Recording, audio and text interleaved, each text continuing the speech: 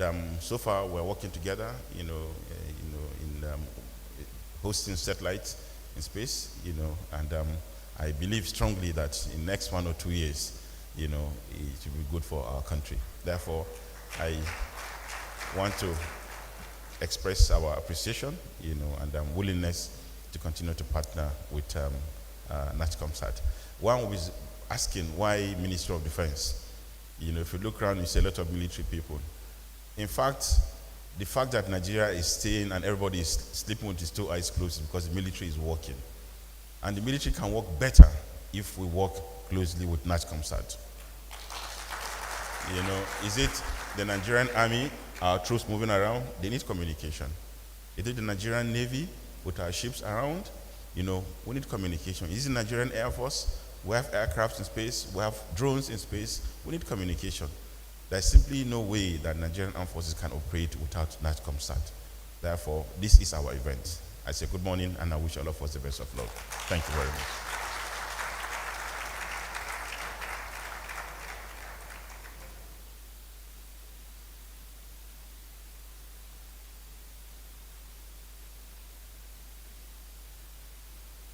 Thank you very much, sir, for that goodwill message. We would like to invite the representative of the Chief of Naval Staff in person of the Chief of Communications and Information Technology to give his goodwill message. Can we warmly welcome Rear Admiral Z.S. Mohammed.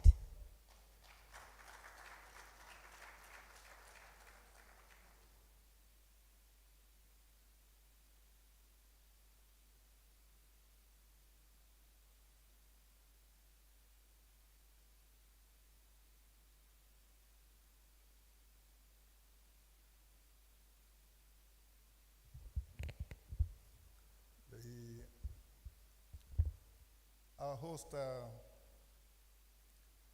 MD CEO of NatComSat, Mrs. Jane Idehen Egerton, the Permanent Secretary, Minister of Defense, the DG Nasra, the Chief of Defense Space Administration, other CEOs, officers of the armed forces and security agencies, and the personnel, staff of NatComSat, other stakeholders. I'm Rear Admiral Zakaria Shaku Muhammad, the Chief of Communications and Information Technology, Nigerian Navy, standing here to represent the Chief of the Naval Staff. Distinguished guests, esteemed participants, organizers of Nigerian Satellite Week 2024, I'm honored to represent the Chief of the Naval Staff, Vice Admiral Emmanuel Ikechukwu Gala, Admiralty Medal, who is unavoidably absent, is currently outside the country, engaged in CPAL for Africa Symposium in South Africa. And at this momentous occasion, gathered together to explore limitless possibilities of site technology for Nigeria's national development.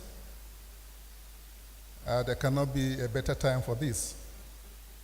The theme for this event, Empowering Nigeria's Digital Future, Innovations in Satellite Technology and Entrepreneurship, resonates deeply with our collective aspirations for a prosperous Nigeria. The Nigerian Navy recognizes the critical role that satellite technology plays in enhancing our national security, improving communications, first mile and last mile, I dare say, and facilitating economic growth. We acknowledge the tireless efforts of NatComSat, ably led by the MD CEO of the organization, Mrs. Egerton Idehen, in ensuring that we put satellite technology in a frame for the betterment of our great nation. As we embark on this journey to empower Nigeria's digital future, I would like to emphasize the importance of collaboration and synergy among stakeholders. We must work together to create an ecosystem that fosters innovation, entrepreneurship, and creativity. The Nigerian Navy is committed to collaborating actively with the NIGCOMSAT in its initiatives that promote advancement of satellite technology and its applications. In this wise, we have already firmed up agreements with the organization to deploy the maritime version of the Chimeta mobile satellite system on board one of our ships for proof of concept.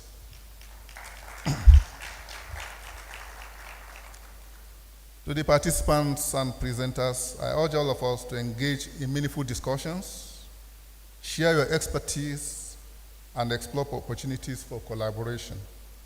Your contributions will undoubtedly shape the future of our nation. I therefore reiterate, on behalf of the Chief of the Naval Staff, Nigerian Navy's commitment to supporting the growth and development of Nigeria's digital economy. I wish all of us productive and enlightening experience during this Nigerian Satellite Week.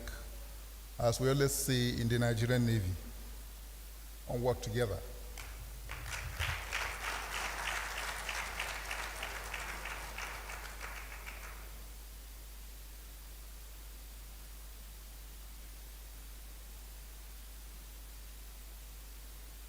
Thank you very much, sir.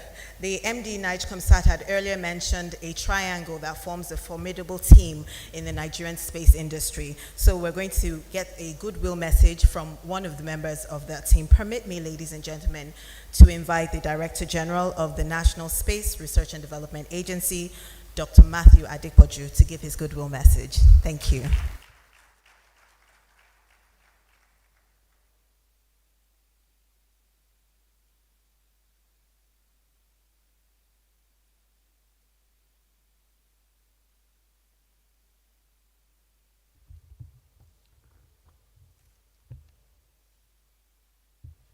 Good morning to everybody. May I start by recognizing the representative of Honorable Minister of Communications and Digital Economy, Dr. Bosun Tijani, who is being represented by Mr. Sam Okoye, Director ICT, the Permanent Secretary, Ministry of Defense, Mr. Ibrahim Abubakar, Kana, MD NIGCOMSAT, Mrs. Jane Nkechi Egerton, Chief of Defense Space Administration, Air Vice Marshal Lanre Oluwatoyin, who happens to be a partner in progress in the promotion of space sector since 2010. Representative of NAFA staff, Chief of NAFA staff, Rear Admiral Mohammed, the DG, National Broadcasting Commission, Mr. Shaz Ebu Bill, DG, Nigerian Television Authority, Mr. Saliu Dambos, wonderful staff of NIGCOMSAT, gentlemen of press, and ladies and gentlemen. I am the happiest person here today, because it's only a fool that will be a parent that gave birth to wonderful children. And when the children are doing wonderfully well, you should be the happiest. Oftentimes, we do have here and there. What did I mean by here and there? Opportunity for us to do things better.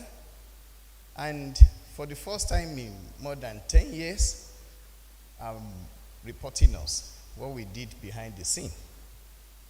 Last Saturday, Chief of Defense Space Administration orchestrated. I'm not surprised, because military have a way of doing things behind the scene. The three of us sat together over dinner, and we reviewed the journey in the past, and we've come to terms that this current administration, from NASDA to DSA to NICOMSAT, must do things differently.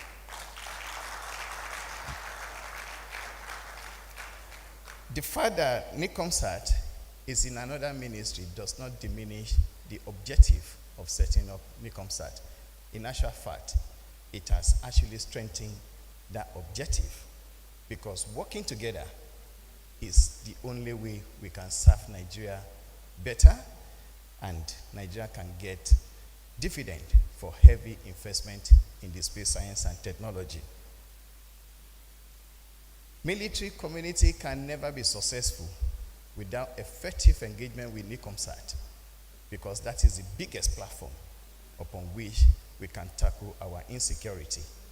I'm able to declare that we carried out some work in NASDA, and we discovered what really prompted that was when the state government shut down all the MTN, Airtel, all of them in the state. But we carried out work. Most of the leadership of the terrorist organization are not using the regular line. They are using communication satellite platform. And that brings to fore the much need for defense and security community to work effectively well with NICOMSAT as well as NASDA. A program like this is an opportunity for us to brainstorm how to serve our citizenry much better. And I want to thank the MD of NICOMSAT for your vision and your tenacity to bring the community together. We are extremely grateful. NICOMSAT should be supported. In our vision, when NICOMSAT was actually formed, by now, NICOMSAT is supposed to have nothing less than 15 communication satellites. And we always support NICOMSAT to have more satellites, because the more you have, the better you can be much economically viable and generate revenue for the country. I remember in the early days when I joined NASDA in 2008, we used to say that the space sector is a sector that we take over from oil and gas. But because of poor funding and some other challenges, we are yet to realize this.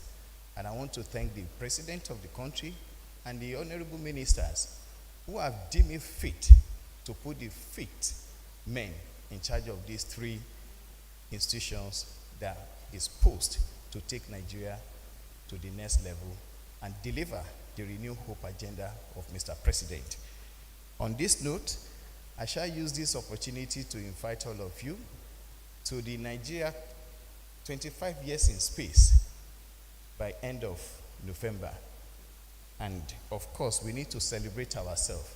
No other country in Africa have done what Nigeria have done.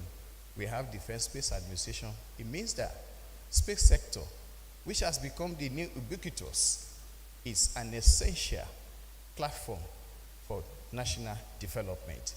Our SDG pursuit cannot be achieved without good investment in the space sector, from the communication to the Earth observation to the military to the meteorological and so many other space platforms.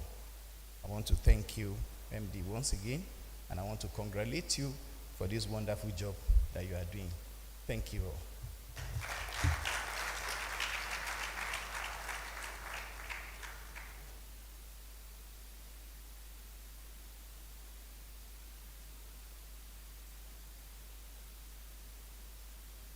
Thank you very much, sir. So for context, NASDA midwifed NICOMSAT when NICOMSAT was a project way back in 2004. That's over 20 years ago. So let's give NASDA another warm round of applause from seeing us from drinking milk to actually eating meat. At this point, distinguished ladies and gentlemen, I'd like to welcome the representative of the Ministry of Finance Incorporated, in person of the Executive Director, Investment Management, to give his goodwill message. Shall we warmly welcome Mr. Femi Ogushende?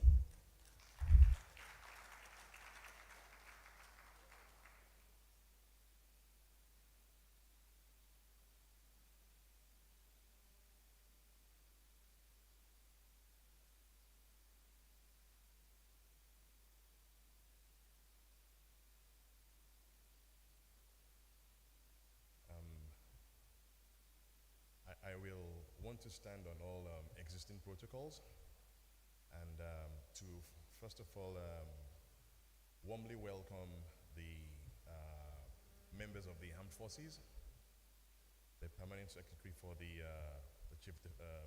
Defense Ministry, fellow colleagues, good morning. I'm here essentially to represent the Managing Director for the Ministry of Finance Incorporated, Dr. Armstrong Takang, who unfortunately, due to some scheduling conflicts, was not able to be here today. Dr. Jane had actually just put me on the spot because I thought I was going to be participating in the panel. But now that I'm here, I want to, I guess, publicly acknowledge the role that the armed forces have played, in essentially keeping us safe, because it's going to be very, very difficult to separate, what they do and the objectives of NIGCOMSAT. Much later today, I'll be talking about the benefits associated with having our own satellite technologies. And just to say that we support in MOFI, we support the objectives of the NIGCOMSAT. We will work very, very hard to ensure that we provide the fight. It's also a good moment to reflect on the role satellites play in today's world. No better theater than the Russia-Ukraine war. And we've seen the evolution of the tactics, the strategies, all emanating from the ability to actually exploit satellite technology, to gain advantages. And it gives food for thought for us as a nation to consider how we will have independence from third-party technologies and to be able to build our own ecosystem, our own infrastructure that allows us to function, to operate, and to exist as an independent nation. This is an objective that we will hope to support, and I look forward to being a part of today. Thank you very much.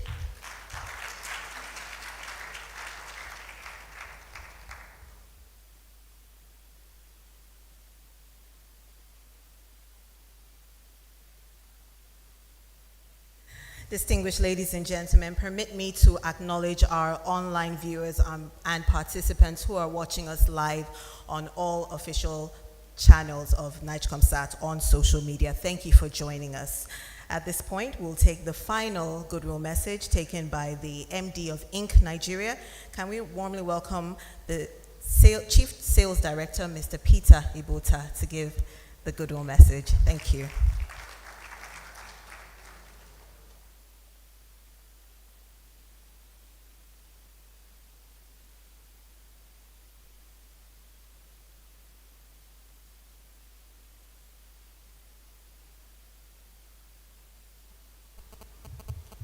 Good morning, everyone. I stand on all existing protocol. I recognize the presence of members of the armed forces here, representative of the Ministry of Defense, representatives of the Ministry of Technology, our gracious hosts. My name is Peter Ibota, and I'm representing Ifeanyi Akosionu, the MD CEO of WEEK Nigeria. If you forgive me, I've prepared something very short, not too lengthy. I won't take too much of your time.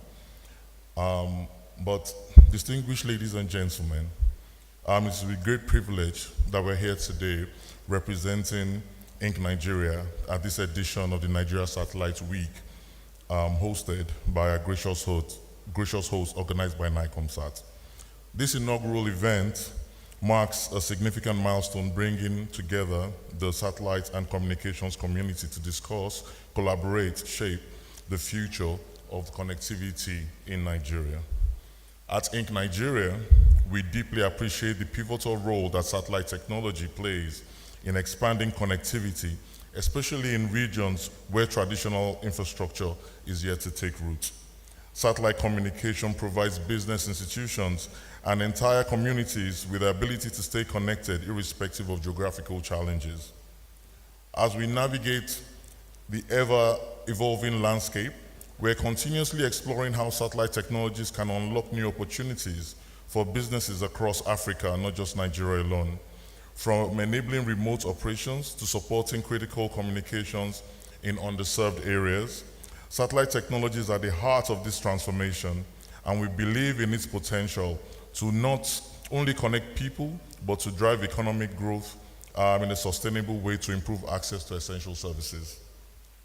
Through our commitment to innovate, resilient and secure network solutions, Inc. Nigeria remains dedicated to harnessing satellite communication to power the next wave of digital transformation across industries, from finance to oil and gas to healthcare to education and beyond. As we gather for this landmark maiden edition of Satellite Week, I want to extend our heartfelt congratulations to NICOMSAT for launching this important event. It serves as a platform to foster collaboration, exchange ideas, and build new partnerships. We look forward to working closely with all the stakeholders and sharing ideas and as well as continue to push the boundaries of connectivity through satellite technology. Thank you, and I wish everyone productive collaboration. Look forward to meeting each and every one of you. Thank you very much.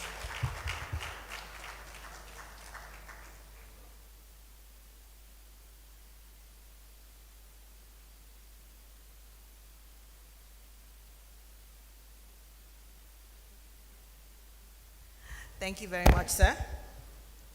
At NICOMSAT, we're in business to make a change and to promote a truly vibrant digital economy.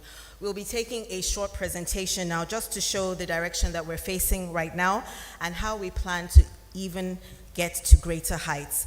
Distinguished ladies and gentlemen, permit me to invite to present the new NICOMSAT strategic blueprint, our head of marketing and stakeholders engagement, Olufunke Fagbeja, to do so. Can we warmly welcome Funke as she comes to the stage?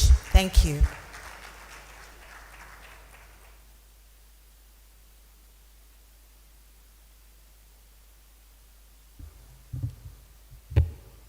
Distinguished ladies and gentlemen, permit me to toe the line of the director from Murphy to stand on existing protocol. My name is Olufunke, like Nika introduced me. I'm the head of marketing and stakeholders engagement, and it is my pleasure to present our strategic blueprint to you, our stakeholders. Can we have it, please? Okay, it is my pleasure to present our strategic blueprint. In NICOMSAT, our vision remains to be the leading satellite communication solutions provider, not just in Nigeria, but also in Africa.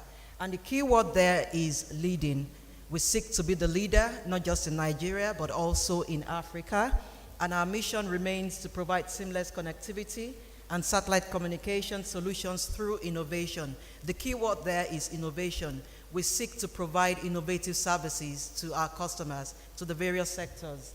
And our core values are leadership, which we captured in our vision, innovation, which we captured in our mission, integrity, professionalism,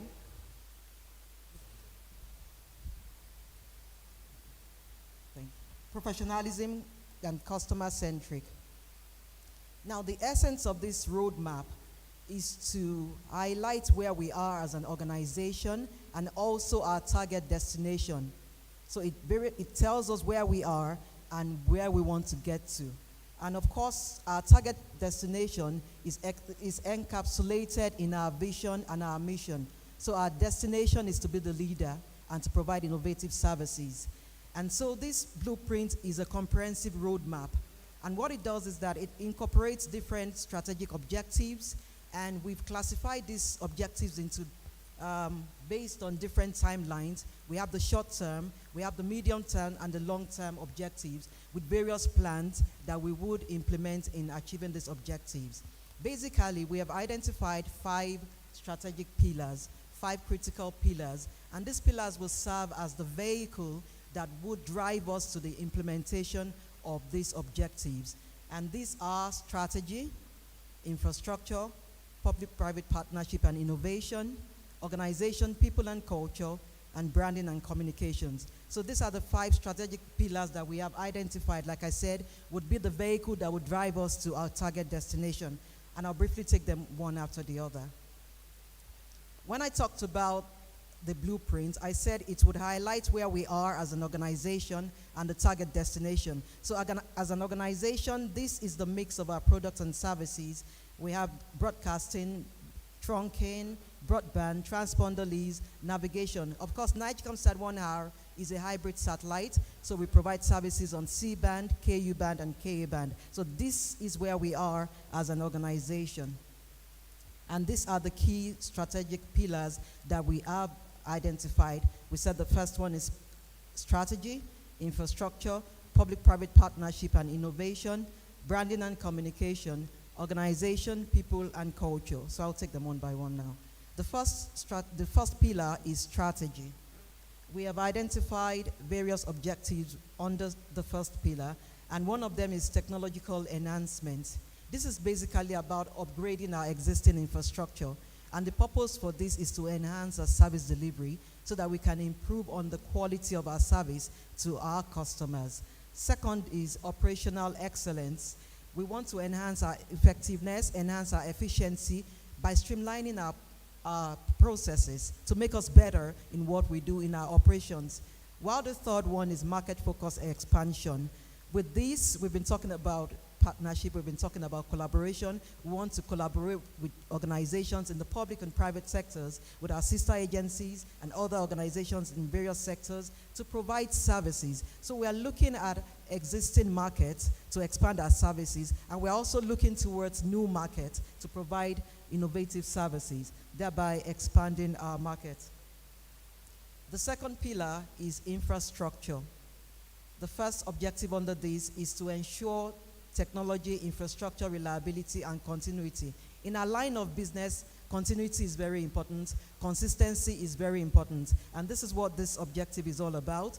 We would ensure consistency in our service delivery, consistency in our service availability, and we will do this through regular maintenance, monitoring, and backup solutions. Second is to modernize existing technology. We want to stay competitive. We want to ensure that we not only meet, but also exceed industry benchmark. And so we would be updating our hardware, our software, and equipment to make sure that we meet evolving industry standards. Thirdly, of course, securing replacement satellites and launching new satellites. We can't talk about sustainability. We can't talk about continuity without this. One of the topics for the discussion today is sustainable development. So sustainability is tied to this. Like I said, the objectives have been classified into various timelines. So we have the ones for short-term, medium, and long-term. The third pillar is public-private partnership, innovation. We believe that we can deliver innovative services to the various sectors of the economy to truly ensure that sustainability, that sustainable development, but we can't do it alone. And that's why we have our stakeholders here. So we will be partnering with stakeholders, like I said, in different sectors, in the public enterprises and private enterprises to deliver various solutions to various sectors of the economy. And the fourth pillar is branding and communications. One of our objectives is to enhance our brand perception and visibility. We believe that brand perception is an asset. And so we're working, it's ongoing, on enhancing, improving our brand perception, improving our visibility, creating the necessary awareness about NIGECOMSAT, about our services, about the impact we can have and we are having already on this economy. The second one is brand reorientation. We already started this. We had a reorientation exercise in the Southwest for the media. We talked about our mission, our vision. We even talked about our name. We are NIGECOMSAT. So this is part of the brand reorientation. We also have as an objective revamping our communication strategy. This is ongoing, and we've improved on our communication strategy with our various stakeholders. Also, more active engagement with stakeholders. This is a testament of it. We are here today because we want to engage more with you. We want to engage actively with you. We have quarterly Zoom meetings with our resellers. We have e-flyers. We have e-newsletters that we disseminate every month to our resellers, to our stakeholders. So it is part of more active engagement with stakeholders. And finally, the fifth pillar is organization, people, and culture. We believe that in NIGECOMSAT, the greatest assets we have are the staff of NIGECOMSAT, the workforce itself. And so this objective is about optimizing the workforce to ensure that our operations are enhanced. It may require merging some units, it may require creating more units, but to ensure that the organizational needs are met, to ensure optimization. Apart from this, we also have developmental programs. So apart from NIGECOMSAT itself staying competitive, we also believe in developing the staff so that the staff would stay competitive in their various fields. And the third one is reorientation. I talked earlier about reorientation for external stakeholders. We are also doing reorientation for internal stakeholders about our brand, about our culture, about our ethics. So these are the 5 pillars that form the vehicle, if I may use that analogy again, that would drive us to our various technology. Again, I want to reiterate the pillars. We have strategy, we have infrastructure, we have public and private partnership and innovation, we have branding and communication, and the 5th one is organization, people and culture. But a very important component in our blueprint is you, our stakeholders. We can't have this blueprint, we can't execute or implement this blueprint without you. And so we have recognized that you've been on this journey with us, some from the very beginning, some joined along the way, and we have recognized this. And we seek to deepen this partnership. We seek to deepen this collaboration with you. And the reason why we have presented this blueprint to you is because we are looking forward to you continuing on this journey with us. We want to thank you for listening and thank you for being a part of our journey.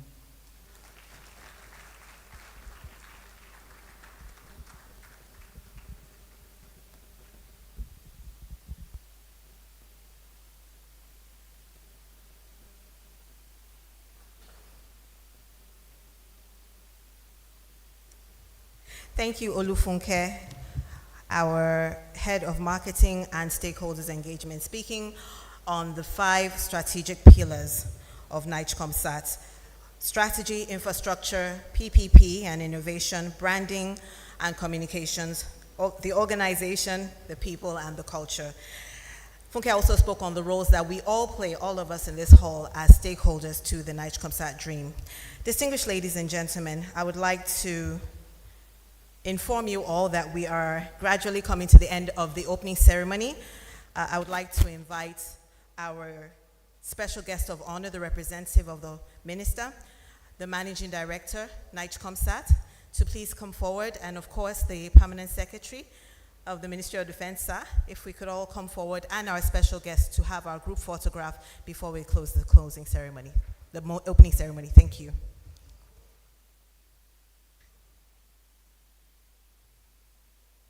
Yes, ma'am.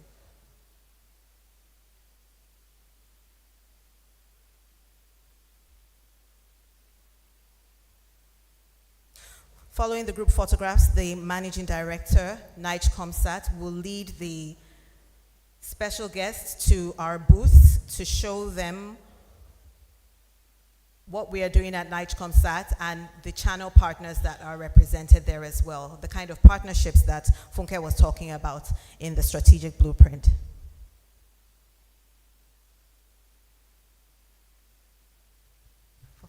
Photographers, am I in your way?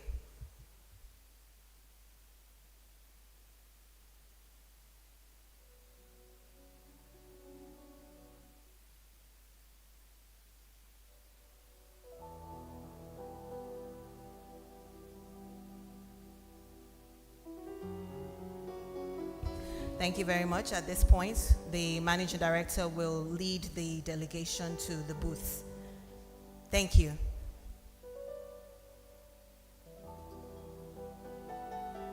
When the tour of the booth is over, we'll take a 30-minute break and then reconvene for the panel sessions. Thank you.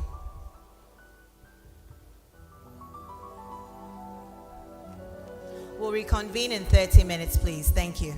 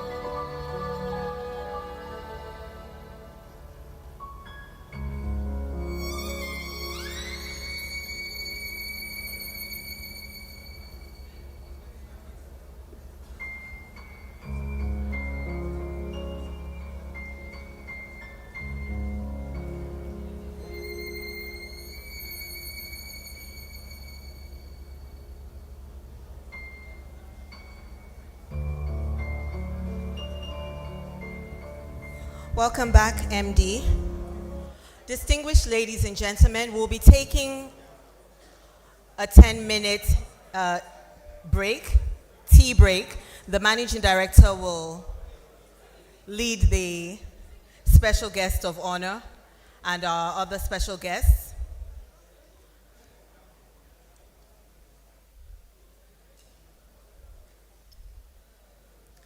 And we'll convene in 10 minutes with the very first panel session.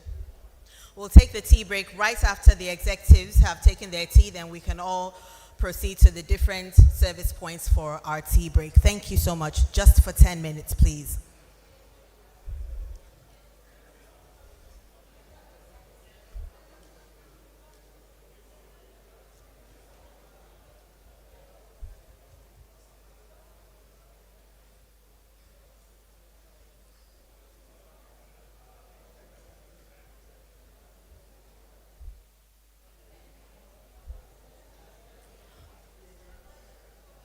Okay, since there are several service points and the managing director and the special guest of honor are on my left, Aisha,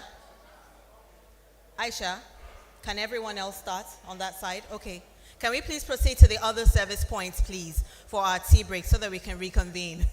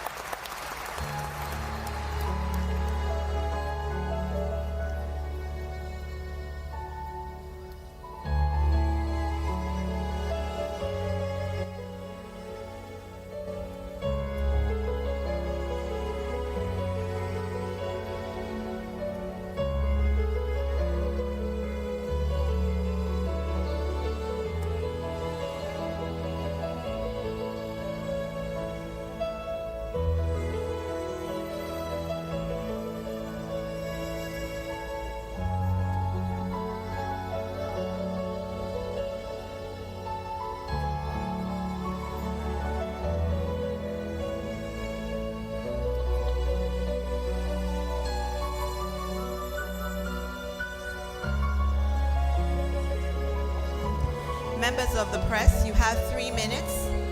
3 minutes to interview the managing director. Members of the press, 3 minutes, please.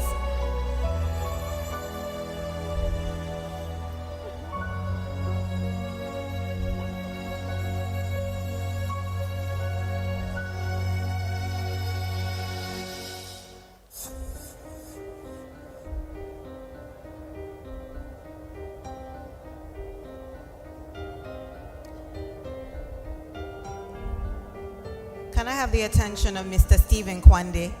Mr. Stephen Kwande, please. Thank you.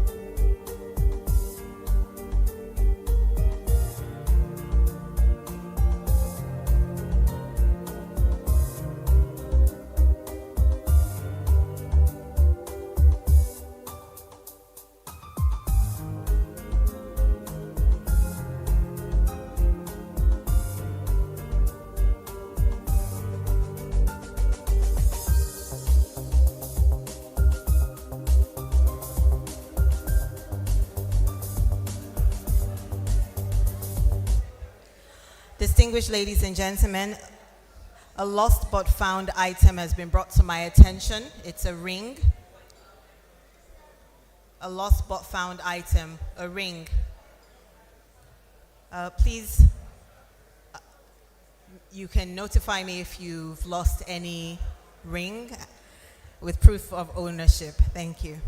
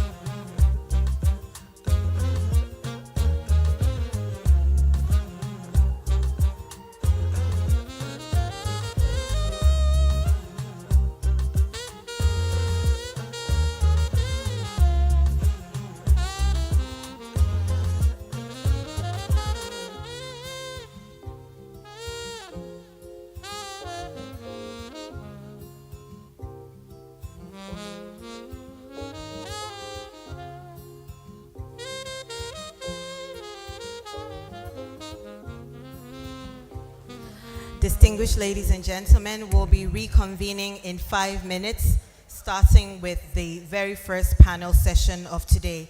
5 minutes, please. We'll be reconvening and the tea break will be over. Thank you.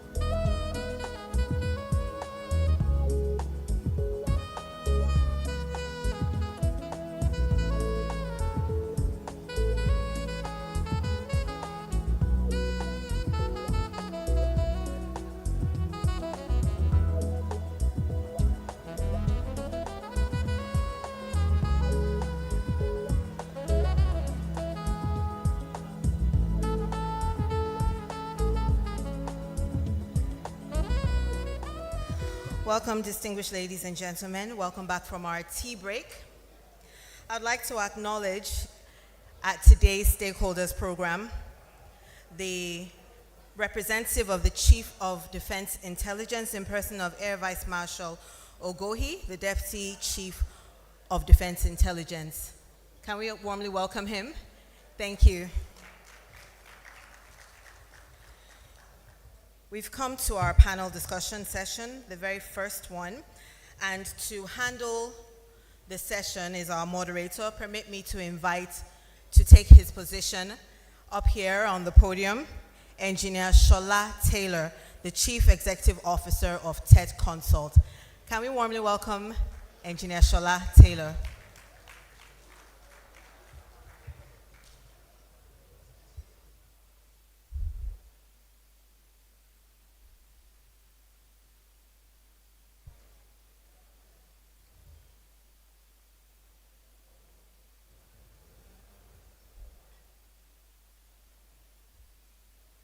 Engineer Shola Taylor, our moderator for session 1, please.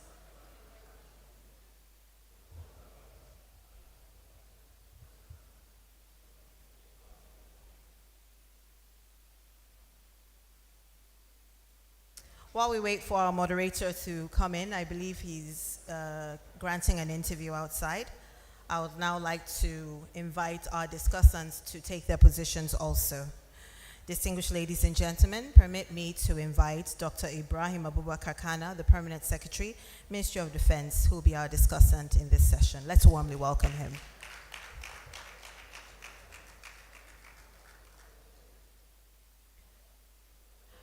I would also like to invite to take his position the representative of the Chief Executive Officer of MOFI, Ministry of Finance Incorporated.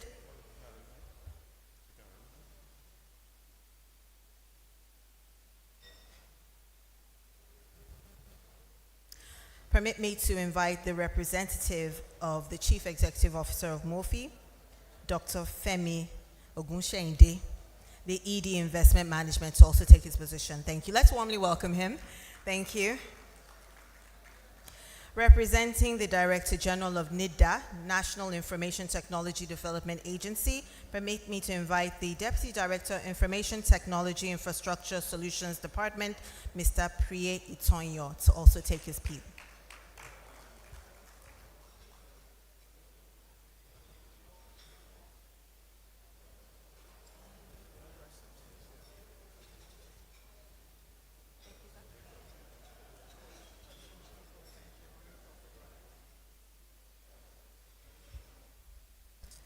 Distinguished ladies and gentlemen, I would like to invite Mr. Charles A. Bubu, the Director General of the National Broadcasting Commission, to take his seat.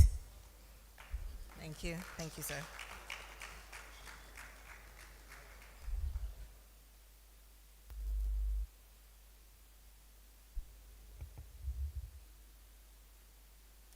Can we warmly welcome the Director General of the National Space Research and Development Agency, Dr. Matthew Adikboji, to also take his position. Thank you.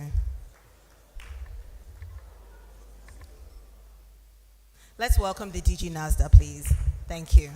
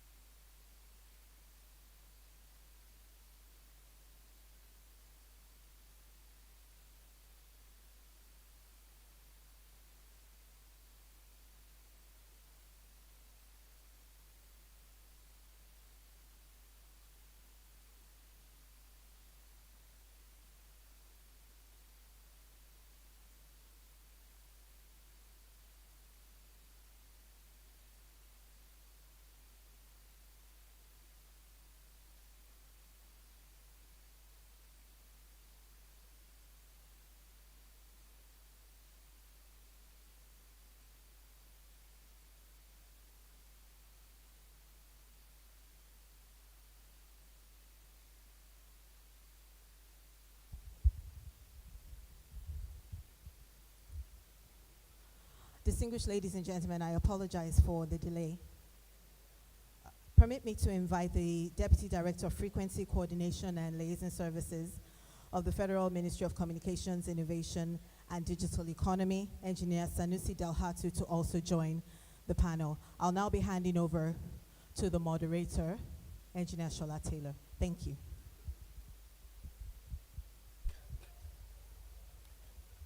Good afternoon, everyone. First of all, I'd like to welcome you to this first session. The title of the session is Satellites as a Bridge to Digital Economy. I have a number of experts here who work with the public sector, and my focus will be on how each of them sees the role of satellites in the sector that they work in, and also for them to see how within their own agencies they can also promote the use of satellite communications in the industry. I will not take your time by introducing each of them. Their profiles are in the brochure that you have. I will just call them at random. Maybe I will punish my friend Charles for him to start. Charles is the Director General of the National Broadcasting Commission.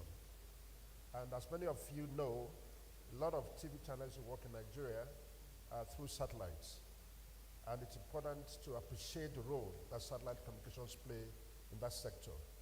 So I'd like to start from Charles. First of all, how do you see the role of satellites in the sector? How do you see it growing? And to what extent is it adding value to the economy?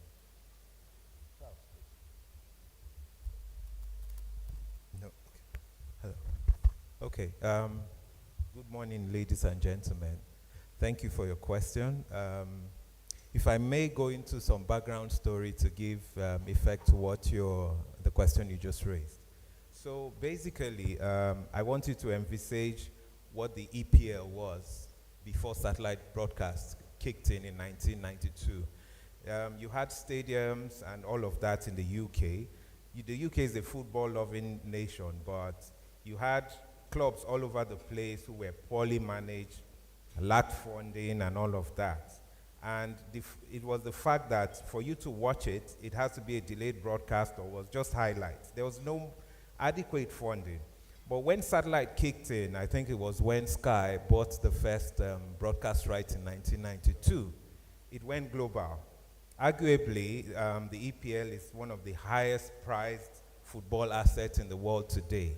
In the year 1998 to 1922, they made the international broadcast rights alone was £9 billion only for broadcast rights. We're not talking about local, we're not talking about merchandising, advertising revenue and all of that. So satellite has a multiplier effect on the development of any economy.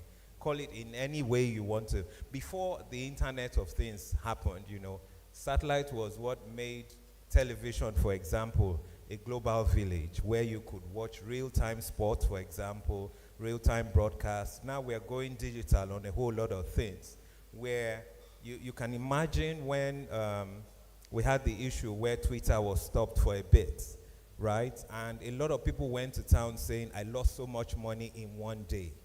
You're right?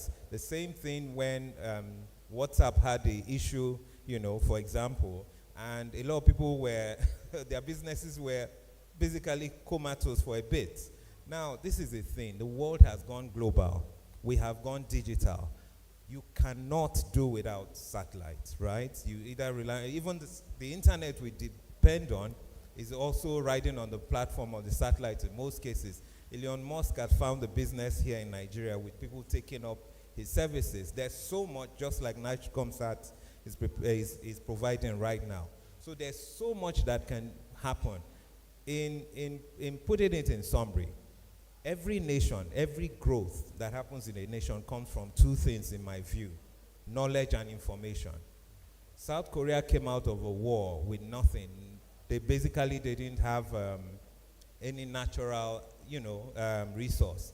but they thrived on knowledge. They built their economy and their youths and everything on knowledge, IP knowledge, inventions, call it what you will, software. And they are where they are today, having one of the fastest, growing economy in the world. So you see, satellite plays a very, very germane role, having multiplier effect on any development in any country. So it is something we need to put our eyes on. I was just speaking to my colleague, Jane, and I was telling her after we took the word round that there's a lot you can do. There's a whole lot you can do that at the end of the day, the development that will come back will be pointed, to NIGCOMSAT. I tell people, sorry, in rounding up, I tell people that just imagine Nigeria didn't go the way of having a mobile phone when it did. All this development, the growth of Nollywood, the music industry that has grown on like the likes of Spotify and all those digital platforms, it wouldn't happen. You have people in the villages looking at 3-minute video and they're doing things with it, right? Satellites would help us develop massively as a nation. We just need to build applications and services on it. And the sky is the limit, as they say. Thank you very much. Thank I actually you. like the fact that you started on a global point of view, the EPL and how satellite became useful. Now, let's just go down to the local level. How does NBC see the improvement use of satellite communications locally within the country? Somebody was saying the other time that DSTV, they're using other satellites.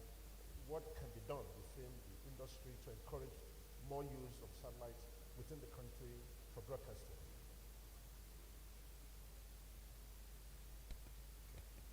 Okay, thank you. In answering your question, I would refer to one project the NBC is midwifing. That's the project, the DSO, the Digital Switchover. You see, we've had a few false starts where we wanted to digitize the entire television industry in Nigeria, but we couldn't achieve that for some challenges. Now, we had partnering with NIGCOMSAT, for example, to cover the entire nation all at once rather than go state by state. There are so many applications that will go into it. I will give you one of them. The advertising industry in Nigeria is not getting the kind of revenue it should get. South Africa is a fourth of the population of Nigeria, yet gets massive advertising. The reason why we don't have that, for example, is because we don't have audience measurements. So we do the diary system as to what is the most watched content and which advertisers place content on. When we have those applications like audience measurement, which the minister had launched a few months ago, a lot of things will be structured.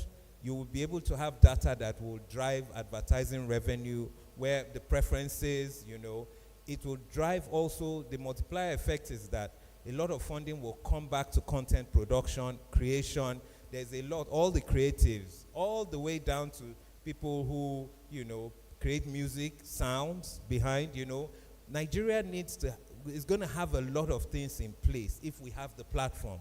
So satellite will give us that. That's just one project where we cover the nation, where we can have free TV, for example, on your mobile phone. South Korea, as at 2009, when I traveled, they were watching television on the phone going to work.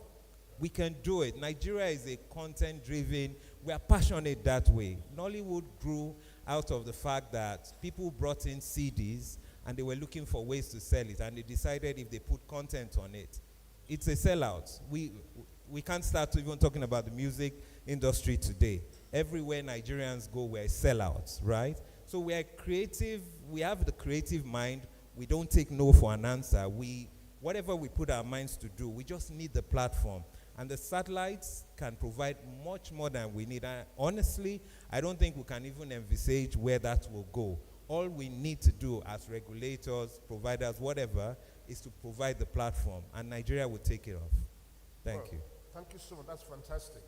Now, let me move on to my colleague here on the left, Dr. Adekoju. First of all, congratulations on your new appointment. NASDA has been one of the leading homes for satellite communications in Nigeria. You can't talk of satellite, even NIGCOMSAT, without talking about NASDA. You gave back to NIGCOMSAT. Now, tell me, how do you see NASDA in terms of the space sector in terms of the value to the economy, in terms of driving the economy to the extent that economy agenda.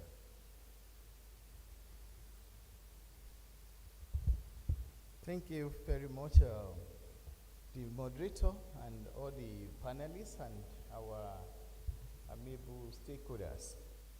Sincerely speaking, there is no digital transformation that can be achieved in this 21st century without satellite communication and all the other satellites as well.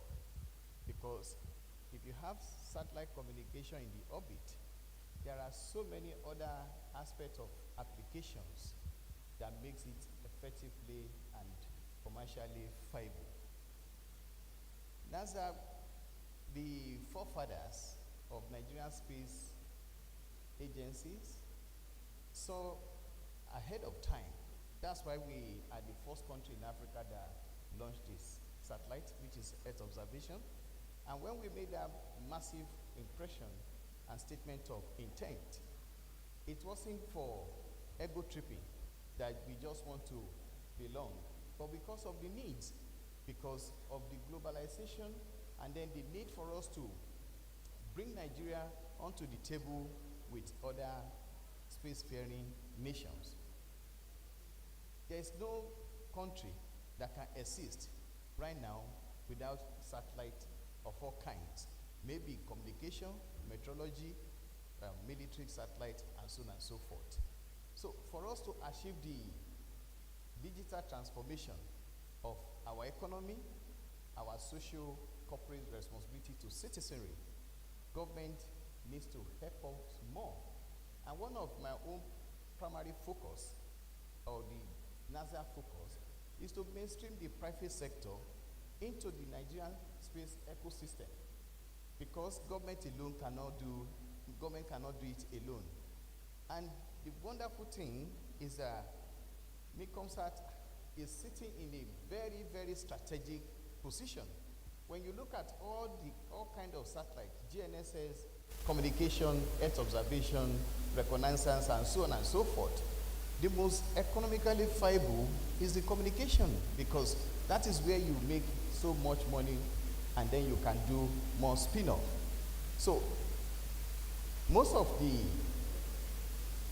footprint of Nigeria in space, especially our communication satellite, including Earth observation, it's from the foreign companies, foreign governments.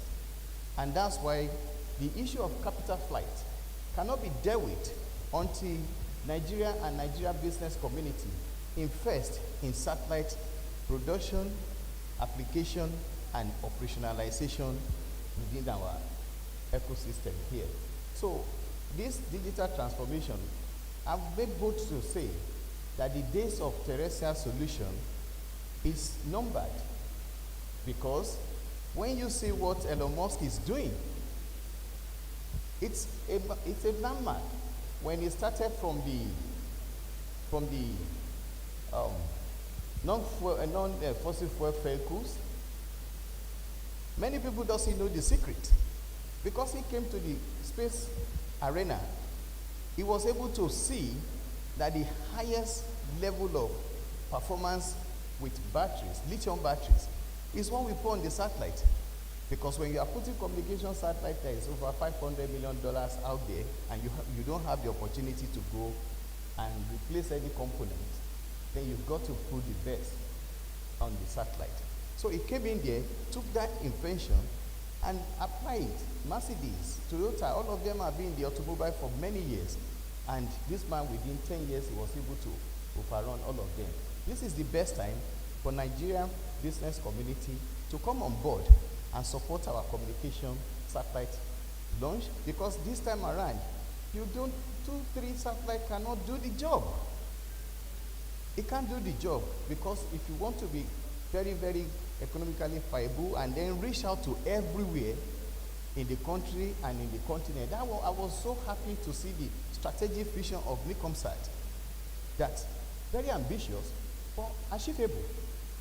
Only that we need to work together as a stakeholder, that we bring this digital transformation in Nigeria to reality. And it gladdened my heart that the Broadcasting Organization of Nigeria is looking in the area of having their own satellite, being in partnership with Nicomsat and NASA and other space agencies that we have in Nigeria.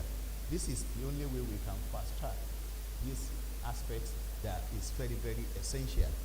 And the most important aspect of it is that we have youth. Nigerian youth are the most resilient and very, very industrious and intelligent. There is so much of spin-off and startup that can be unleashed on the country by the youth. When my brother that spoke about the music industry, it wouldn't have been possible if we do not have a platform like DSTV that create all those African platform where you can see the video and everybody, and it's across the board.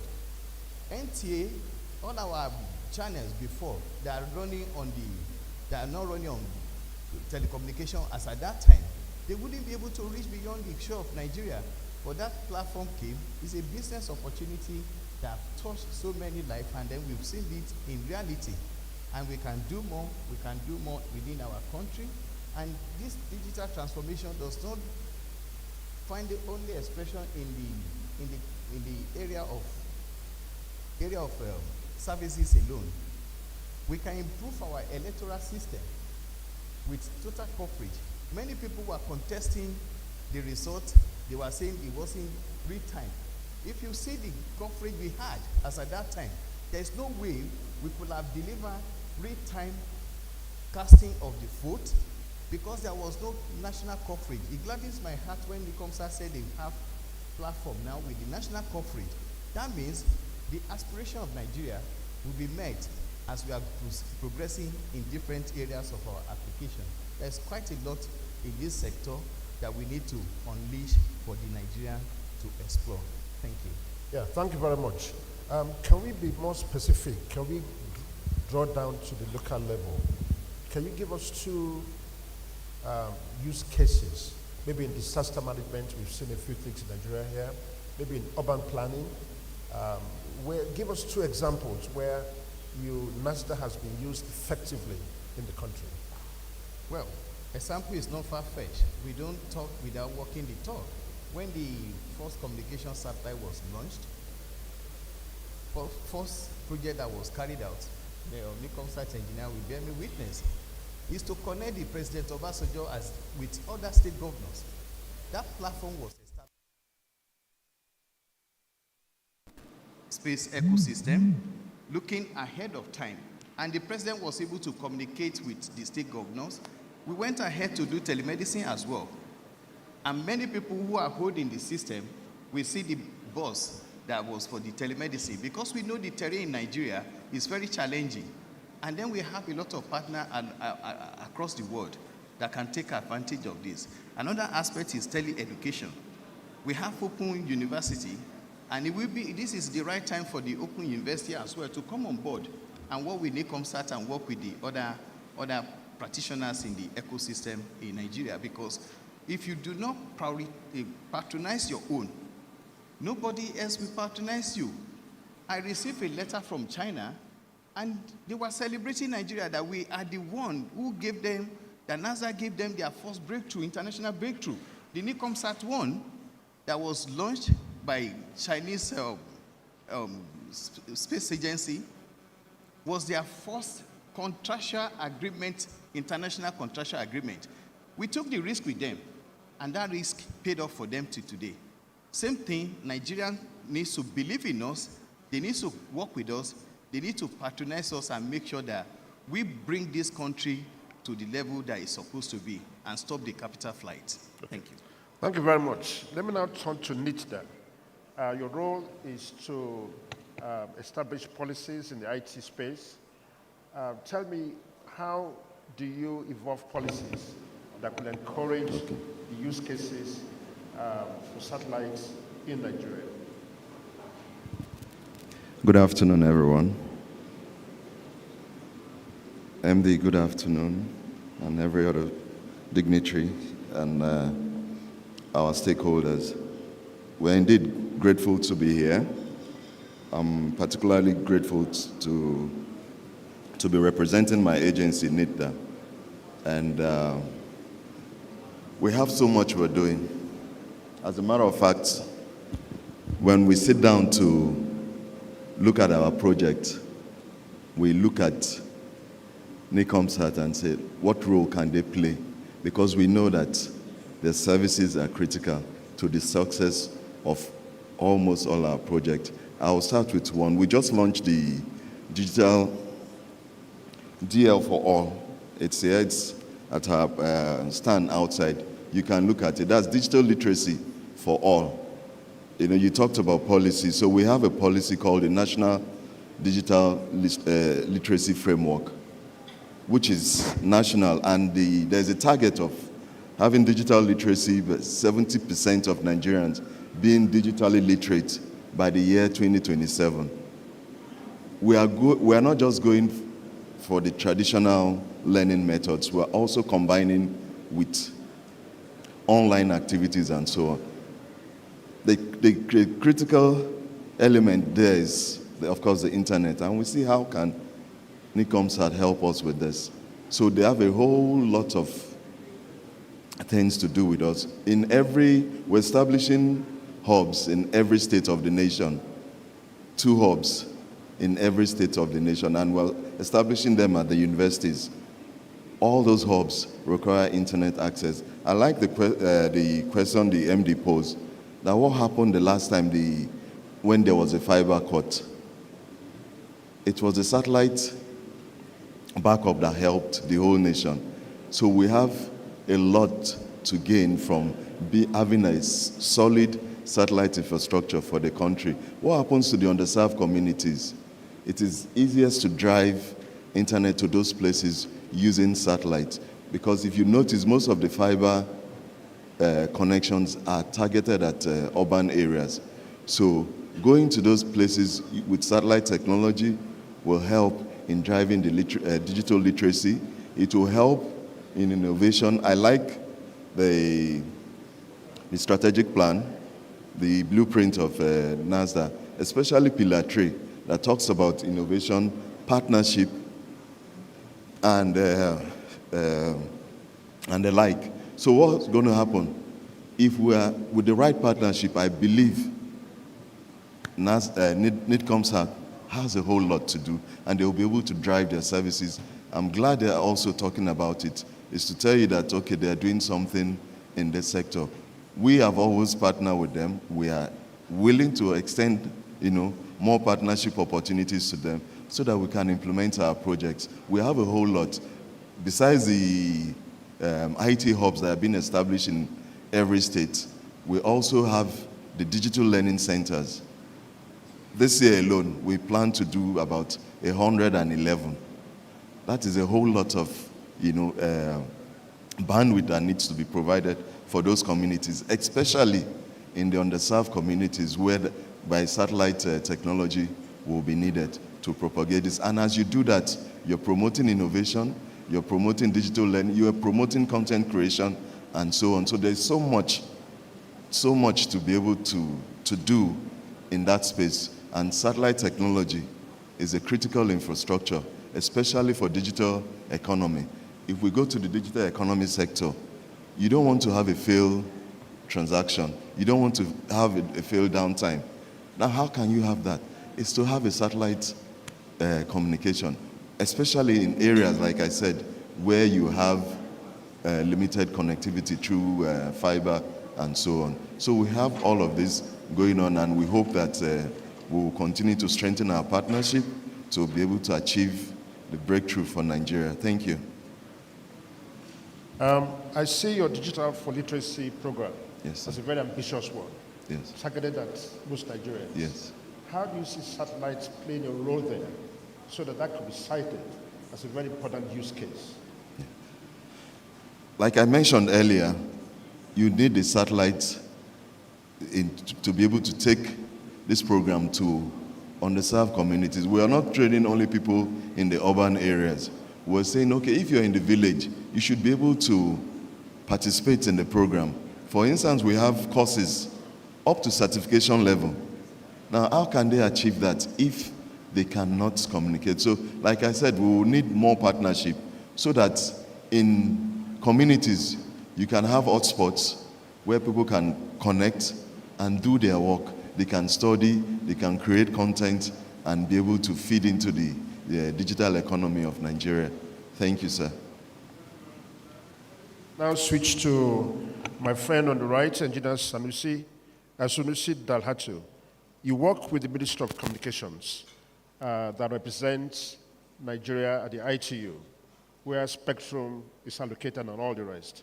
What actions are the ministry taking to ensure that satellite communications in Nigeria can continue to flourish in terms of spectrum?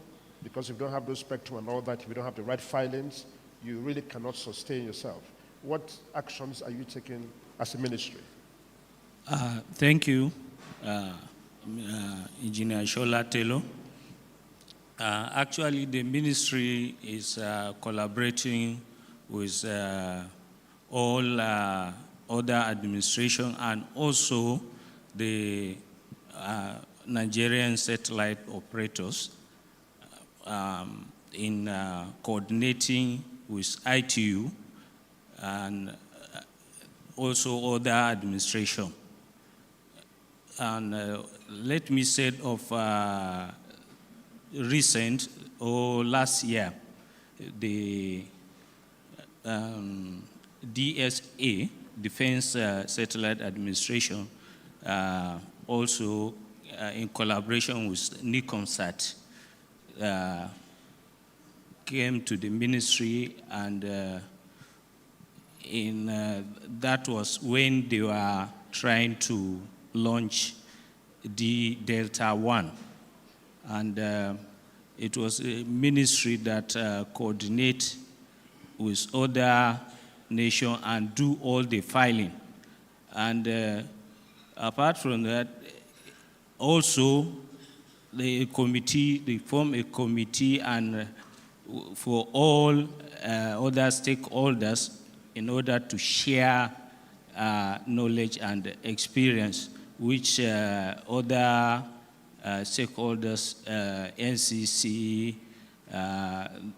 the other Nicomsat and other stakeholders were in the committee for the whole process.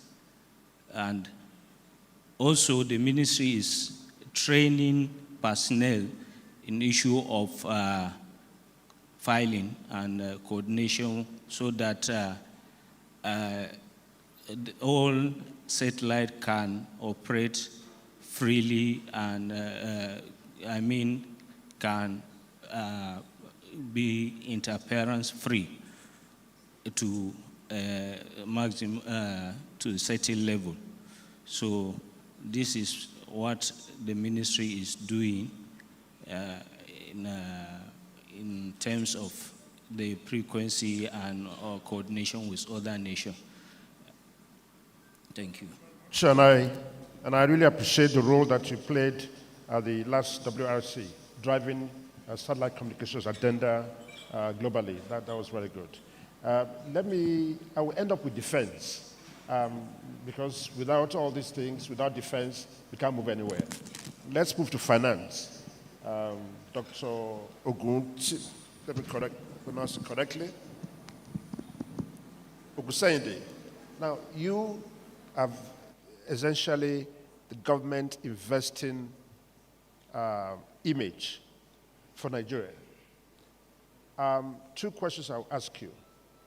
In the course of your intervention, what have you seen yourself that you can regard as a key factor that would drive you to invest more in satellite communications? Thank you very much, Mr. Moderator. And I think it might be best for me to give an overview of MOFI, so that the audience actually appreciates who we are and what we do. So the Ministry of Finance incorporated MOFI was actually started in 1959. It's actually older than the country, Nigeria. And we serve as the sovereign wealth creator and the asset manager for all the assets owned by the federal government.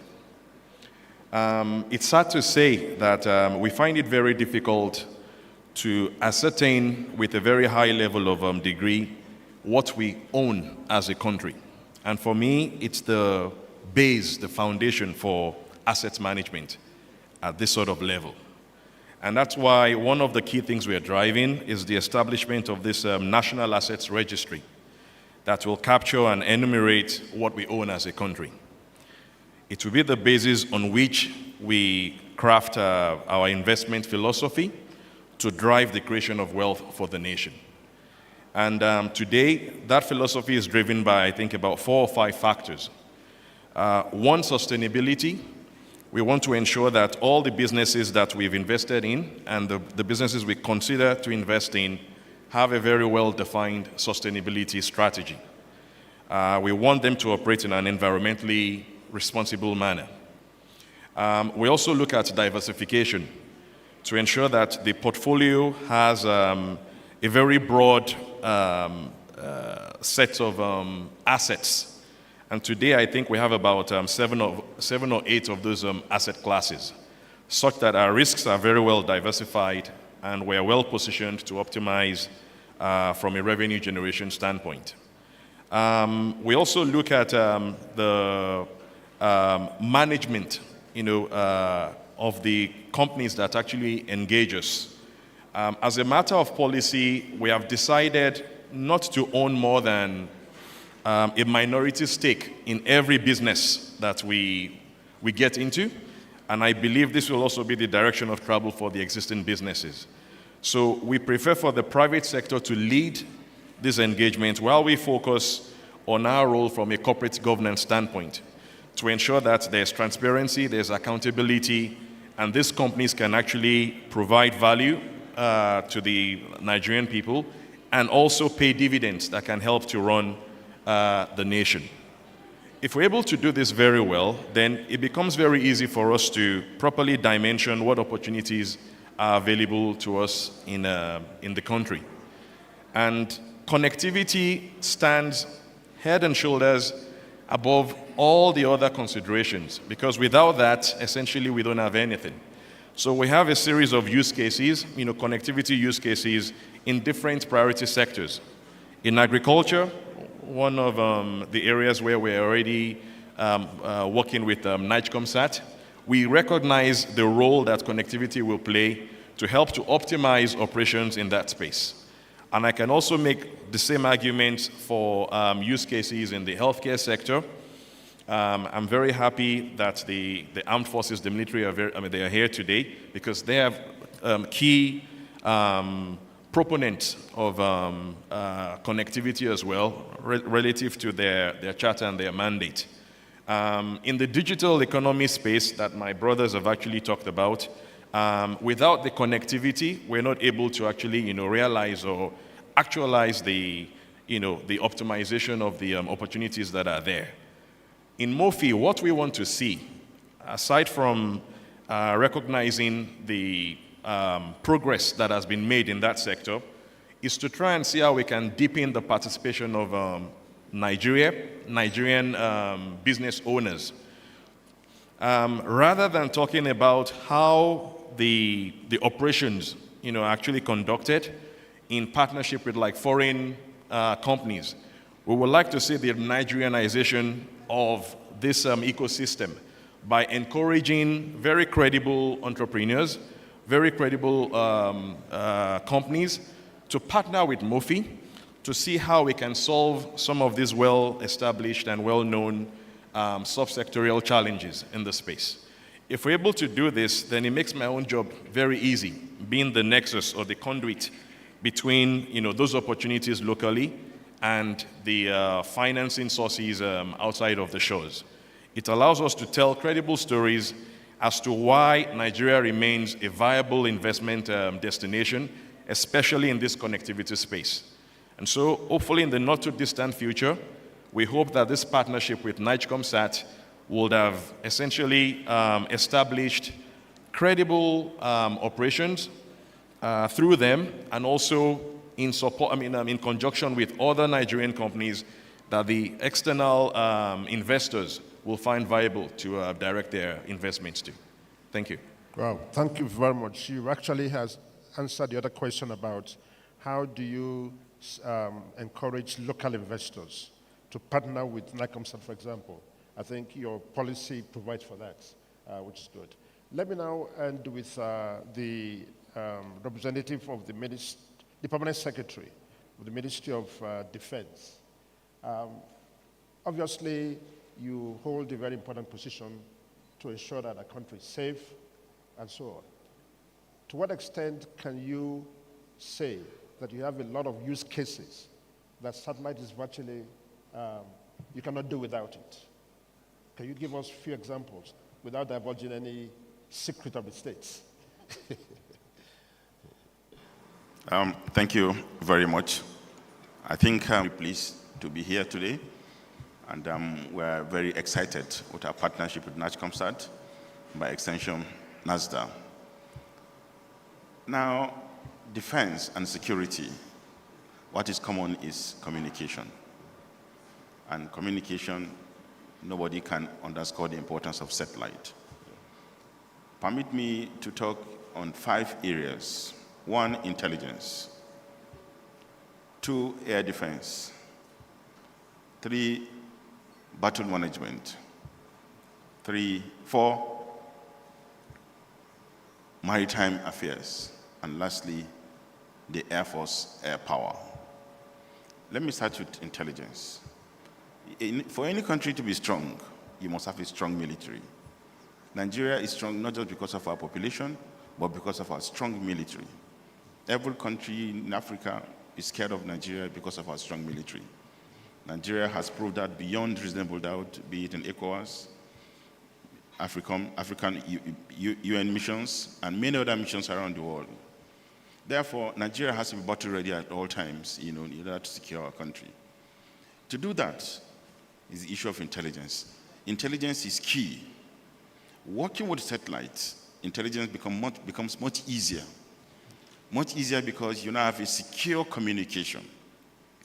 In this situation, we're talking about signal communication, all right? We're talking about situational communication, as well as many other forms of communication in terms of intelligence. We all know that enemies have to communicate with one another. We also have to be communicating amongst ourselves. We have to be a step ahead of them. Therefore, we must use our intelligence. That's why we have the Defense Intelligence Agency, which the Deputy Chief is here. And we also have our own Defense Space Administration, which, of course, the CEO is here. Now, these are very, very important components for the armed forces and for the security of Nigeria as far as intelligence is concerned. Like you said, I will not divulge exactly what we are doing, but I can tell you that through defense and through satellite activities, we can intercept communication. Through that, we can also monitor movement through imagery, which we have the desert in space, and it is taking imagery pictures for us round the clock. And with that, we're able to monitor change situation in certain areas, across the country, particularly in areas of interest. Besides that, we can geolocate and we can geofence. We cannot do that without satellites.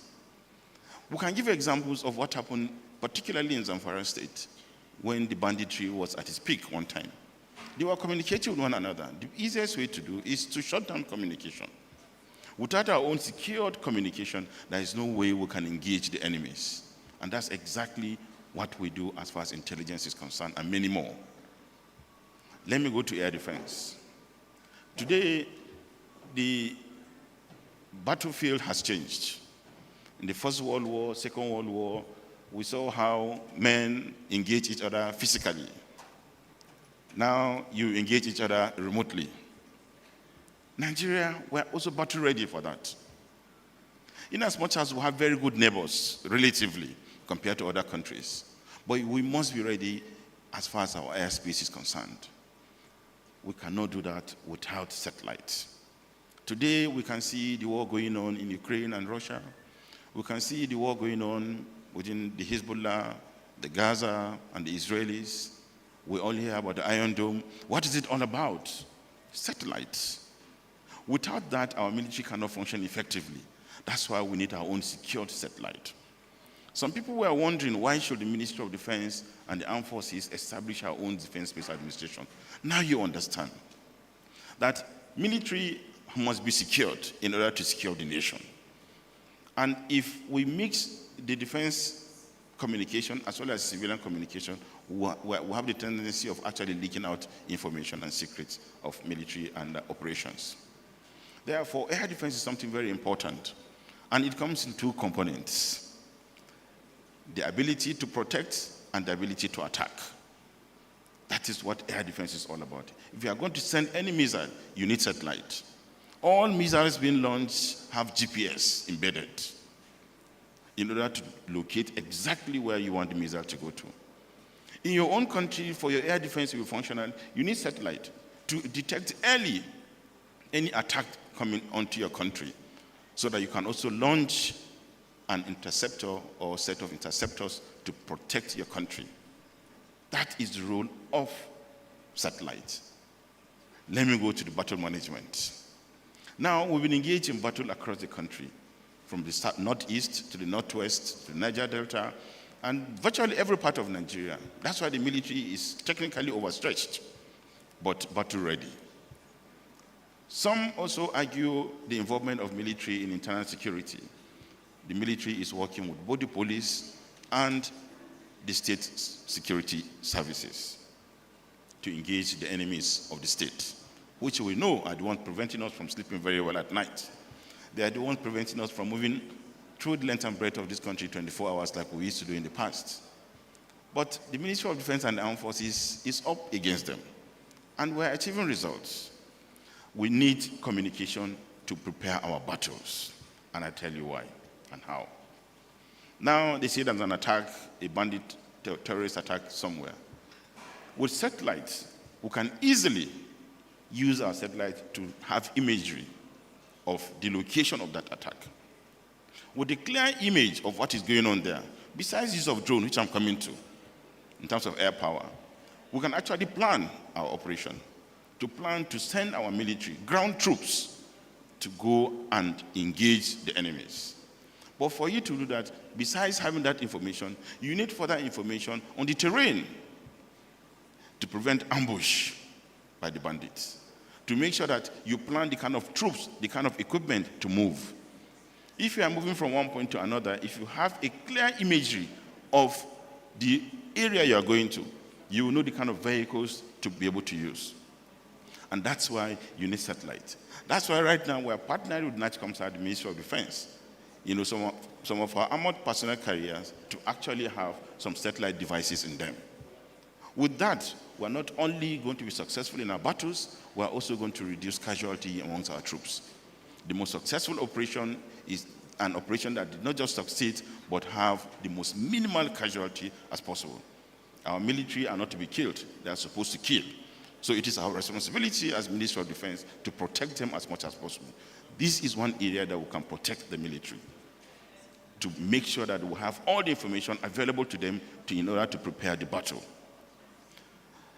In terms of movement, you need also communication amongst troops and between troops, both troops on ground, troops at base, so that if there's a need to provide air support, it is through that communication.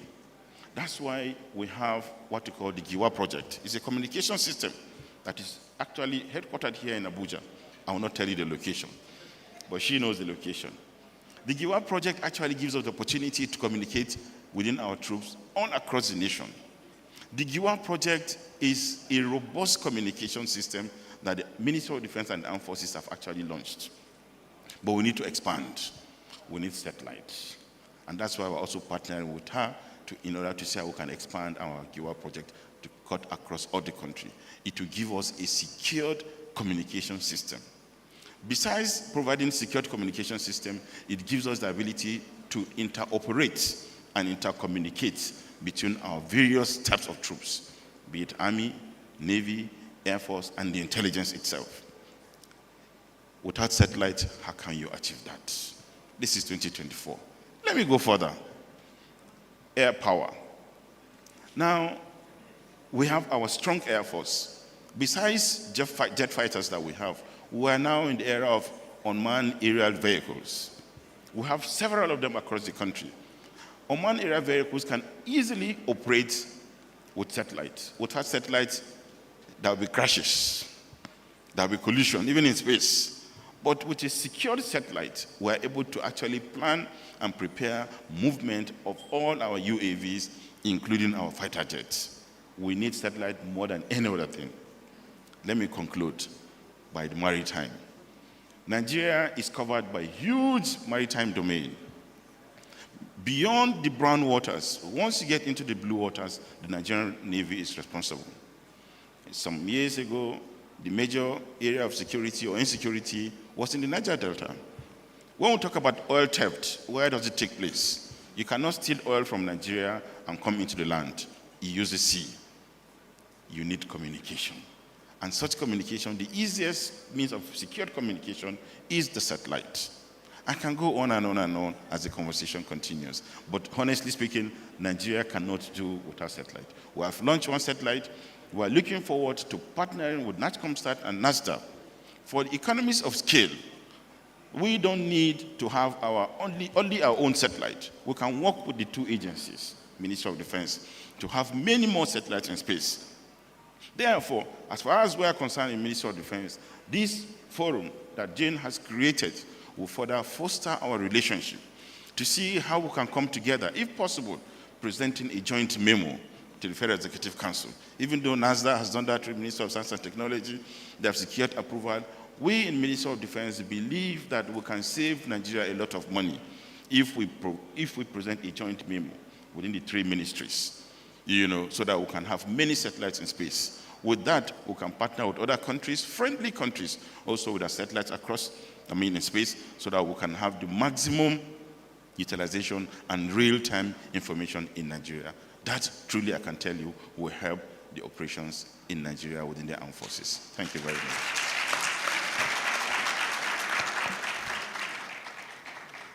You saw that round of applause. You know what it means? Because you said Nigeria is ready, battle ready, ability to attack, ability to protect. Please give him another round of applause.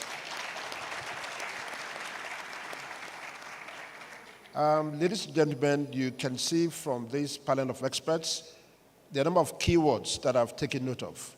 One is connectivity, and the Minister of Finance says that itself can sell, that itself can attract investments. We've seen use applications. NASDAQ has given us examples of where satellite becomes very, very important. We've heard from Charles, who mentioned about broadcasting, how EPL now changed to the use of satellites where everybody can watch satellite and watch programs using satellites. We've heard from the Minister of Communications, who have actually mentioned how the ministry itself is helping the country to have enough spectrum for satellite to use now in the future. We've had NITDA, who mentioned about policies that are digital for all literacy programs that would need a lot of satellites for it to succeed. We've had things like investments. I've mentioned that. In total, what we're seeing is an ecosystem where everyone is involved, and that's the key. Partnership has to be continuous. I like the fact that the defense space has launched their own satellites, but they see a need to partner with NASDAQ, with NICOMSAT. That's a very good one. I think we can now open the floor for a few questions before we round up. Okay, so is there some time for that? Yes, we have just about 10 minutes for questions. Just 10 minutes? Yes, sir. We have someone. Okay, can we have like 4 or 5 brave people who can come out and ask questions? Don't come and tell stories, please. Just ask a question, who you want the question directed at. Okay. And please mention your name. Good afternoon. I'm Air Vice Marshal Victor Udo, retired. I work with Airbus, head of office. Let me start. I know I have little time, but I will congratulate the MD for bringing us to this forum.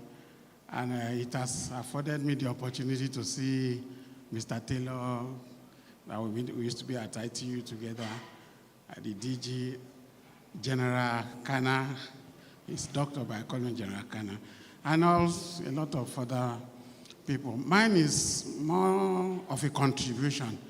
The PAMSEC has said a lot concerning defense, but I'm concerned because a few years back when I was in the system, Nigeria used to be leading country in Africa in terms of space, technology, satellites inclusive. And I'm talking now about NICHCOMSAT, NASDA, and all the satellites in space. But unfortunately today, I doubt how many satellites we have in space, which calls for concern.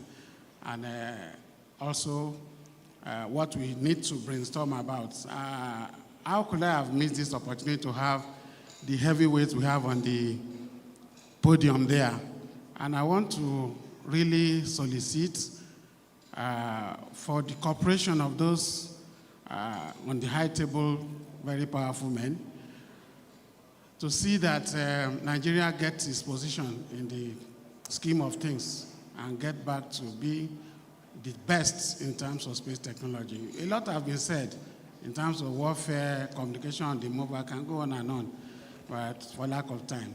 So my question to the DG NASDA, and probably the PAMSEC MOD, and my questions should be something more strategic, because we need a buy-in. The PAMSEC has said a joint memo. I used to know when I was in DSA that there is this council, is it National Space Council? How long has it, which the president chairs? And I think that provides a very good opportunity where you have the president chairing or nominating someone to chair that kind of council, where the three agencies will present together a comprehensive strategy. I've seen the very nice strategy being put up by NICHCOMSAT, and I pray that you achieve it in no time. I know you are very passionate about it, and but I'm just thinking that this could be a way, a shortcut to achieving all we need to achieve in this space and getting back to our right position in the Committee of Nations. We're also talking on strategic level about Security Council. There are a lot of things. National pride. It's all not about money. We talk about national pride. You know, so these are some of the few contributions. For want of time, thank you very much for the opportunity. Thank you very much. Thank you, sir. Can we take all the questions first, moderator, MC? Okay, sir. Any other question, please? Yes, there is. I'll follow your lead. You can point to those you want me to take the microphone to.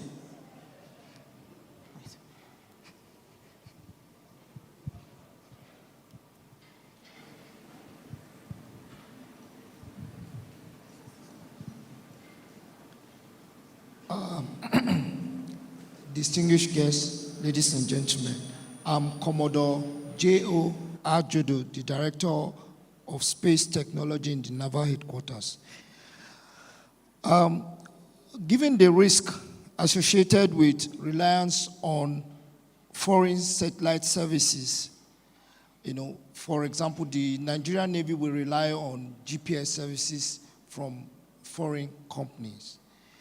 How can NICHCOMSAT and maybe because MOFID, we know everything revolves around finance and all of that, and other critical stakeholders here present, you know, facilitate and fast track the development of indigenous satellite services tailored specifically to Nigeria Navy's critical operations. I know we've spoken a lot about the use of satellites in the hinterland, that's maybe in the northeast and all of that. But we also know that we have the exclusive economic zone where the Navy operates. Our dear Permanent Secretary has given some hints on that. But how can NICHCOMSAT, other key stakeholders can fast track us having tailored custom-made services for the Nigerian Navy? Thank you. Question directed at.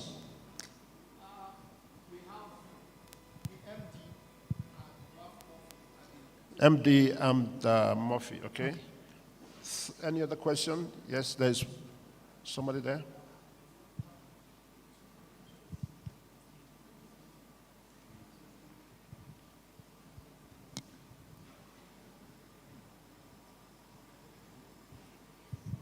Thank you very much. Good morning, everyone. My name is Babadoku Mohammed Antala from Nigerian Communication Satellite. A big thank you and a humble thank you to the panelists for doing justice to the topic. We can't speak about satellite without mentioning our former president, Chief General Olusegun Obasanjo. And it was during his time that we have the National Policy and Strategic Document of Space.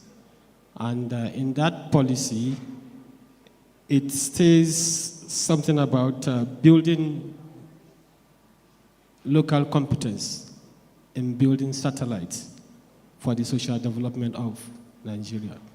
And the boss of NASDA, he was saying something about medicine and telecommunications.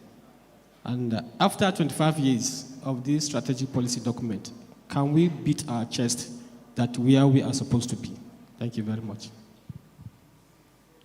Thank you. Thank you. Any other question?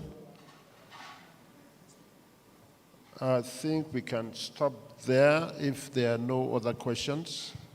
Good. So let's, yeah? No, somebody's is.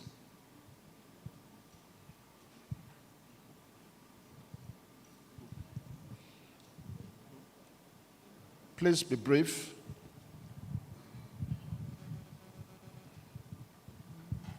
Good afternoon. My name is Sadiq Shehu. I'm a UAV solution architect and a geospatial information analyst. My question is, when the director of NASDA, during his goodwill message, indicated that we've seen some of the bandits are actually using satellite communications for their internet services. Now, Nigecomsat is not the only satellite provider we have in Nigeria. We have foreign satellite providers. What is the Nigerian government doing to see we have access to the metadata from such satellites to enhance our monitoring of such activities? And secondly, I think there has been emphasis on our services with regard to satellite technology, which mainly emphasizes more on data collection. I think there is a need for a national geospatial agency which will be able to analyze and fine-tune those data into actionable intel, like done in other countries. Thank you. Thank you. I think we'll stop there. Let's get some very brief answers. The first question from the former general. I used to work with him, very nice guy. I guess the Ministry of Defense will take that up.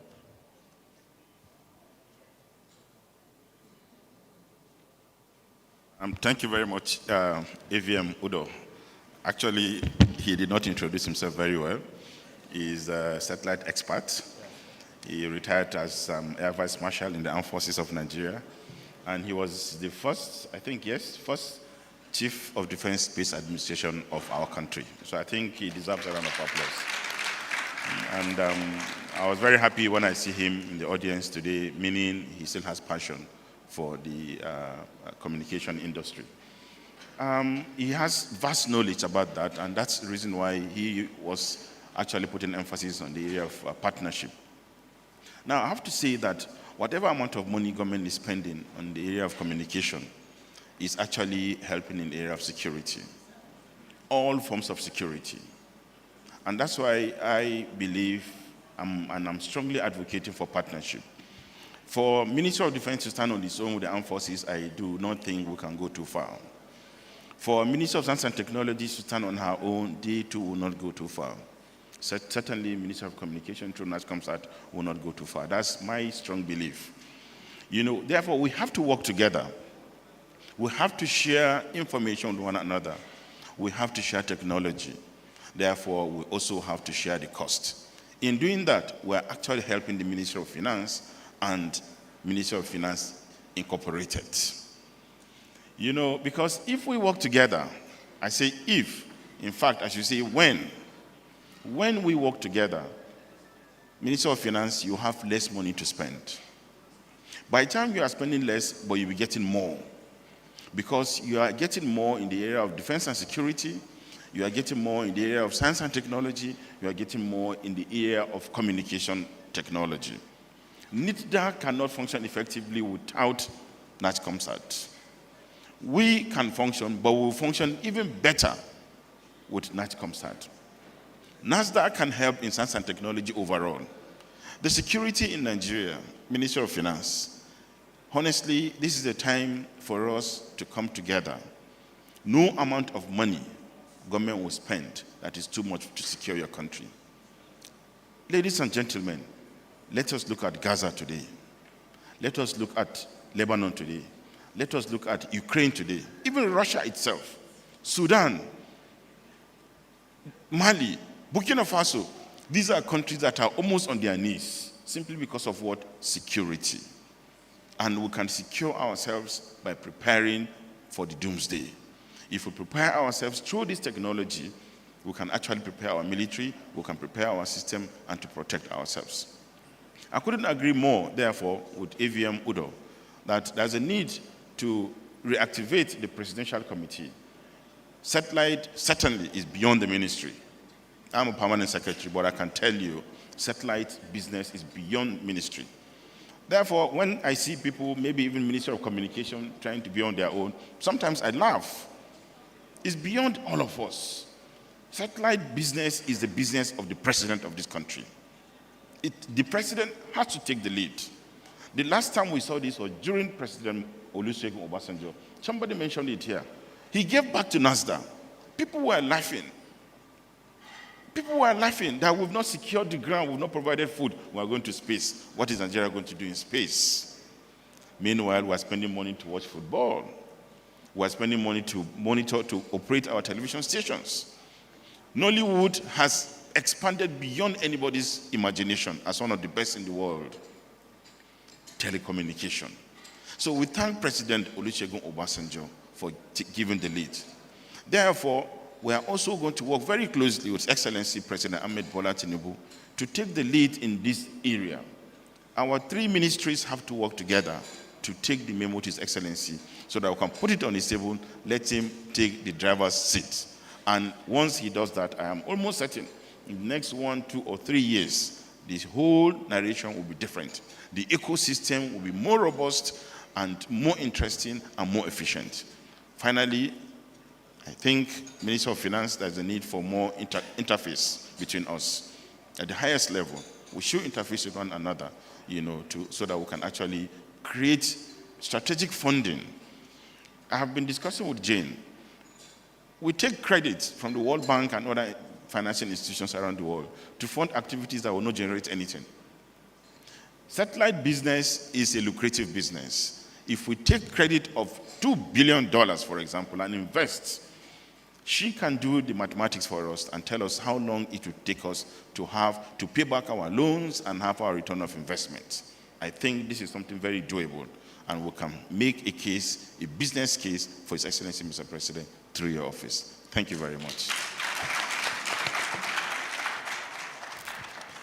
I think you have spoken very well, and that actually reminds me of when I led the study for the viability of NICOMSAT. There was one key conclusion in that study. At that time, Nigeria was using equivalent of 4 fully loaded satellites. Many years ago, 4 fully loaded satellites, and we didn't have one. Think about now. So the business case can easily be done. We've had use cases from NASDAQ, from military, from broadcasting, but of course you need to put it on paper, present it to investors, and so on. So I don't think there's a problem. I thought Brigadier Udo was talking of a council. Is that the president? It's still functioning, right? Okay, so let's give it NASDAQ to respond briefly.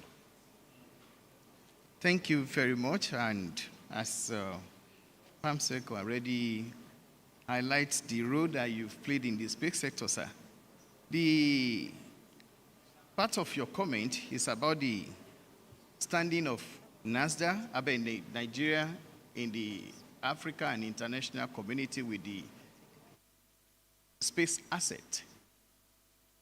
We used to be the place where everybody look up to. But for successive government that have neglected our sector without proper and adequate funding, we have lost ground.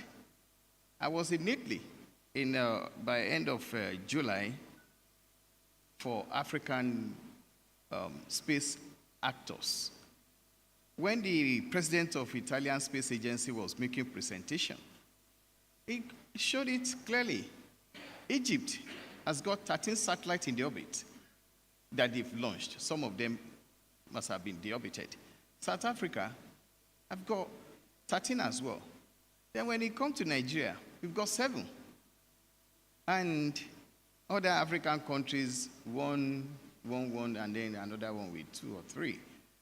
So this problem is not a real problem if we have the leadership that listen to us, that support us. And believe me honestly, since President Olusegun Obasanjo's administration that gave us the wings to fly, I'm able to say that all the satellites that we launched have footprint with his administration. During his administration, we launched Nigerian Sat-1, Nikon Sat-1, and then Nigerian Sat-2, Nigerian Sat-X was paid partly by his administration. So administration that came after, under President Jonathan, we were able to launch the Nikon Sat-1R, and then Nigerian Sat-2 and Nigerian Sat-X. In fact, even the timeline was prolonged because the funding was not made available at the right time. And we pride ourselves, because my response will dovetail into another question about the capacity to build satellite by Nigerians. We pride ourselves that the first made satellite was made by any African, was made by Nigerians. And the plan was for them to come back to our AITDC in Nigeria here. AITDC simply means the Assembly, Integration, and Test Center for the Satellite. They were well trained. The engineers from NASDA, the engineers from Nikon Sat were well trained. But there's a gap in funding that we don't receive funding to pursue space program. That has really hampered, because when you look at all those number of satellites that Egypt and South Africa were parading, most of them were nano satellites. Even the one Ghana is parading is MSc work. So, because we were part of it, EduSat-1 from NASA was done in the same laboratory with students from Ghana and students from our institute, from NASDA. So, but one thing that you cannot take away from Nigeria is the real presence of in this space is with us, because all of our assets, except the EduSat, which was scientific or research one, they were real satellites that you can really, but that's why the Western world or the developed countries still refer and regard Nigeria as a leader in the space sector. But for how long? We have unique opportunity now with the president that we have that has given us approval for 4 new satellites, which is Earth observation, and that is looking into communication satellite as well, and then defense the satellite. So this is an opportunity for us to work as a team. And I'll be clear on Saturday that if MD Nikon Sat is going to defend her budget, if she comes to come, and I will support her. If the Chief of Defense Space Administration is going, I will support her. I will support him. But what we will need to do is to respect each other's mandate and work as a team within our ecosystem. That will really help us. On the issue of the council, if you have the leader that doesn't believe in science and technology and innovation, because like Permanent Secretary mentioned, when we first launched the satellite, everybody was laughing at us, even in Nigeria here, that we are talking about food to eat. They don't know that the solution to our terrestrial problem lies in the space. So we have briefed my honorable minister.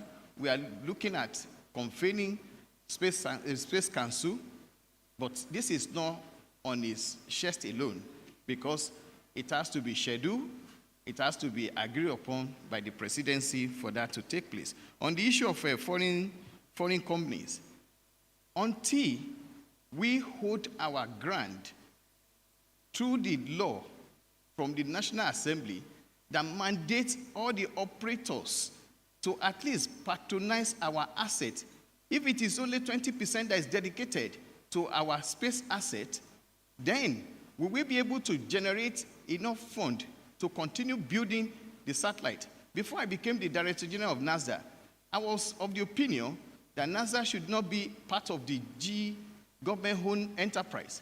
But after I took over and I did the SWOT analysis, I'm pursuing vigorously NASA to become one of the highest revenue generation for the country, because the space economy is so massive and there's so much opportunity we can derive in there. I'm happy to meet my brother, which we need to talk on the sideline, because we need intervention in this our ecosystem, because regular budgeting cannot help us at all.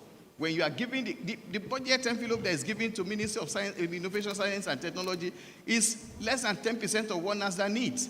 The one that is given to the Ministry of Digital Economy and Communications is less than 5% of what NICOMSAT needs. Same thing with the Defense Space Administration. So we need to create that platform and framework to sponsor the space sector in Nigeria. And somebody raised the issue about the capacity for indigenous. Okay, I think I've talked about it. So the business venture of the space is what we are looking at now, and then we need the support of the Ministry of Finance to help us through. Thank you. Thank you. Yeah. Thank you very much. I think the other questions may have been answered by other speakers. The beauty of this kind of stakeholder engagement is to sensitize all the partners. You are saying the investment, the budget is not enough. I've had the Permanent Secretary, Minister of Defense says we have to partner, we have to talk with the Minister of Finance, with NICOMSAT. Those kind of engagements will improve the kind of budgets we have. On this note, I really want to say thank you to NICOMSAT. I also want to particularly congratulate Jane. I believe this is about your 1 year of being there as MD. You've done very well. I was at the stakeholders last year. It was good, but this is much, much gooder.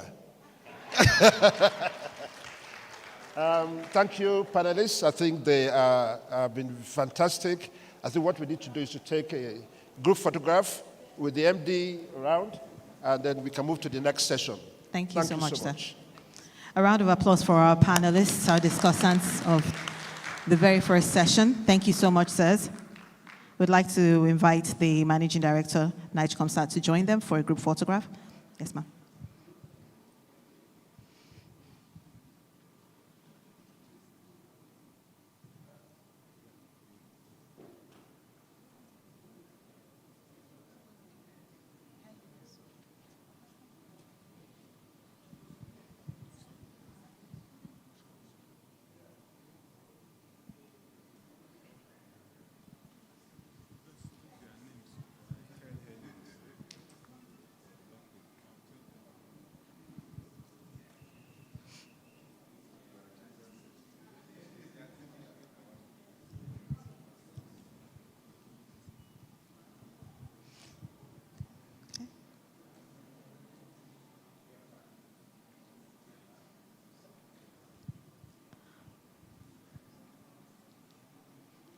Okay, ready?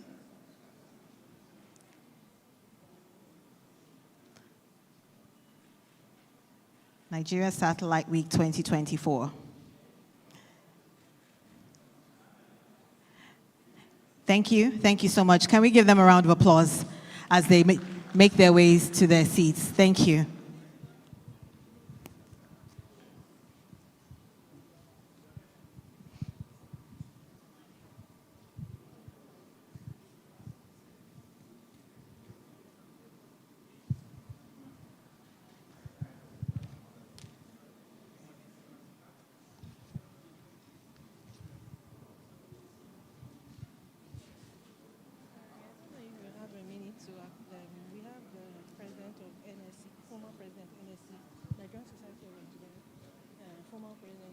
Council of the Korean Council of Regulation of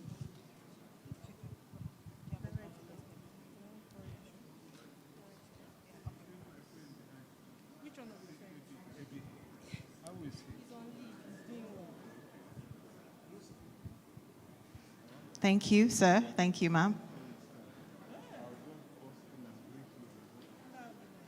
Thank you very much.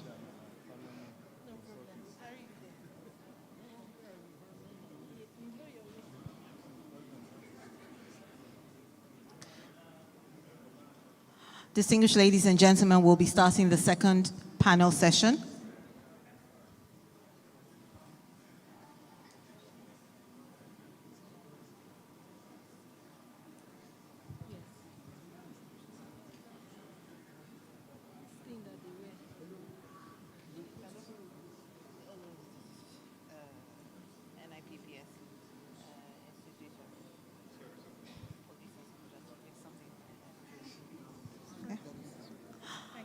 Permit me to recognize the former president of the NSE, Society of Engineers, and former president of Koren, Engineer Kashim Ali.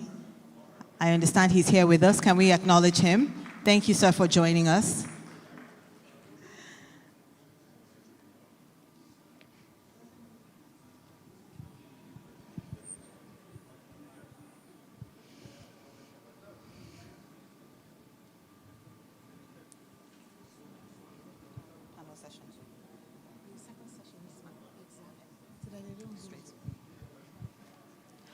Distinguished ladies and gentlemen, we'll go straight to session 2, the panel discussion on harnessing communication satellite for sustainable development. I'm moderating this particular session. Permit me to invite the Director General of RASCOM, Regional African Satellite Communications Organization, Mr. Timothy Adi Ashong, our moderator for session 2. Can we warmly welcome Mr. Timothy as he takes his place?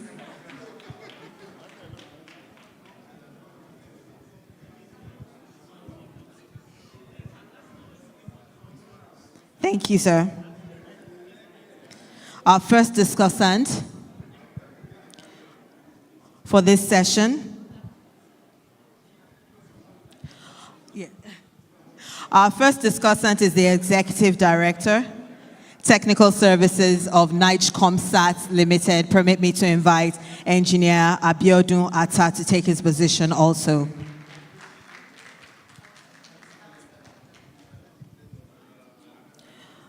The representative of the Executive Vice Chairman, NCC, Engineer Atiku Lawal, I understand is here.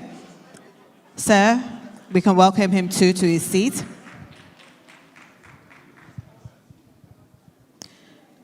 Our third discussant, in the person of the Chief of Defense Space Administration, AVM Olariwaju Olatoyin. Can we welcome him also?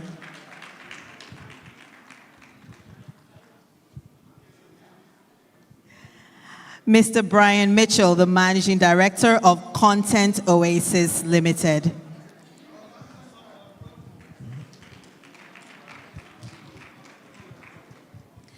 The representative of EMEA, Media and Sales Networks of Intelsat, Rees Morgan, unfortunately is unable to join us, and he sends his apologies.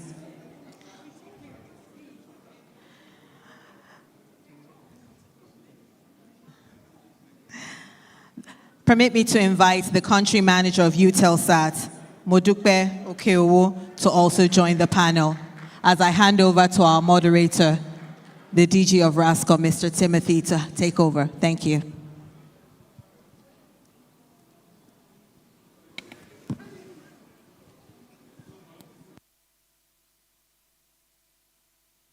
Okay.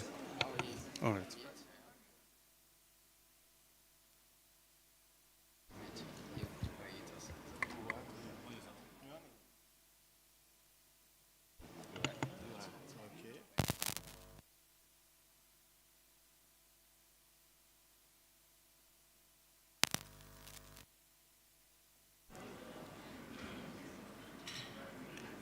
Let me first of all welcome my panelists, and then the topic we're going to discuss is harnessing communication satellite for sustainable development.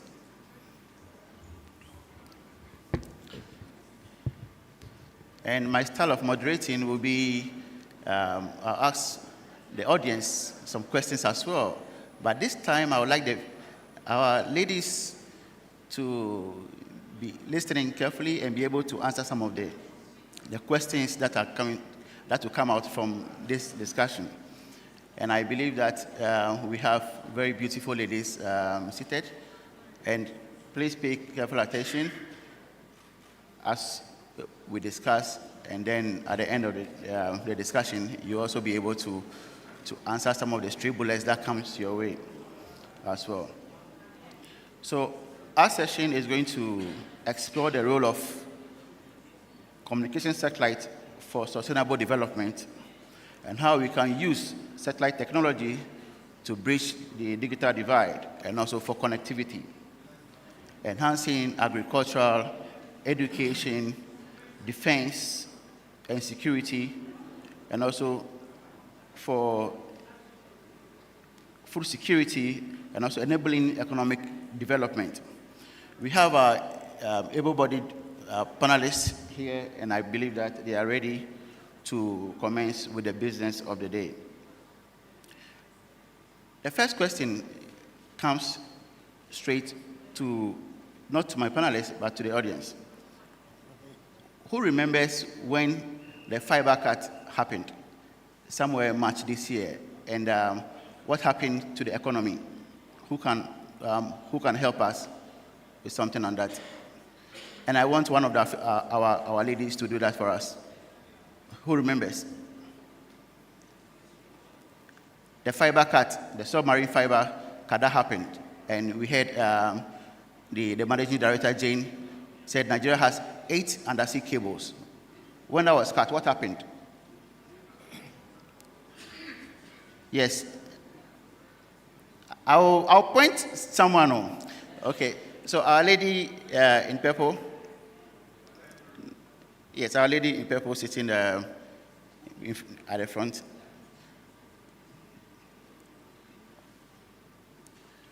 Yes.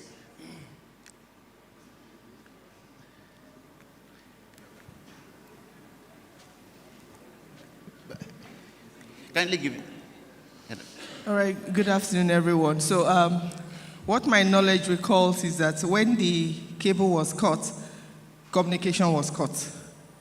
So a lot of mobile network operators, they had disruption in their services and all.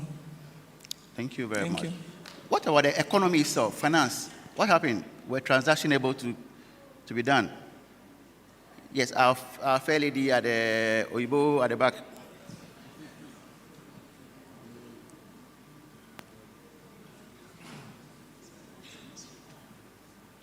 Yes, the economy, the finances. Were transactions able to process? Yes, please give it to her. Yes, she will answer. Good afternoon. Good afternoon. There were no bank transactions at the time. Everything. It was a sweet voice, but we were not able to hear it very, very loudly. Can you please repeat that for us again?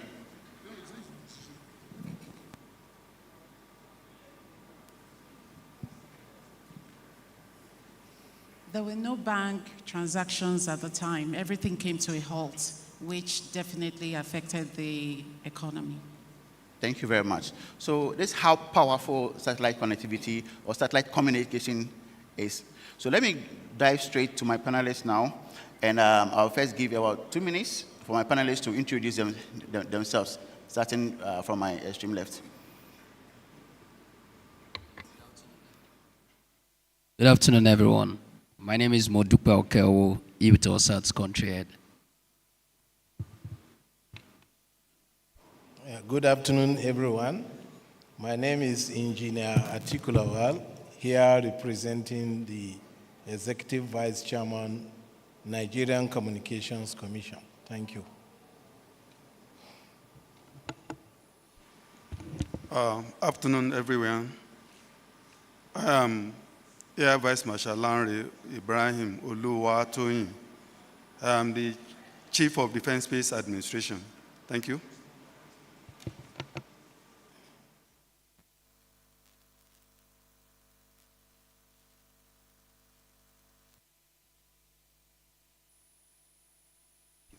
Good afternoon, ladies and gentlemen. I'm Brian Mitchell. I'm the Managing Director of Content Oasis Limited.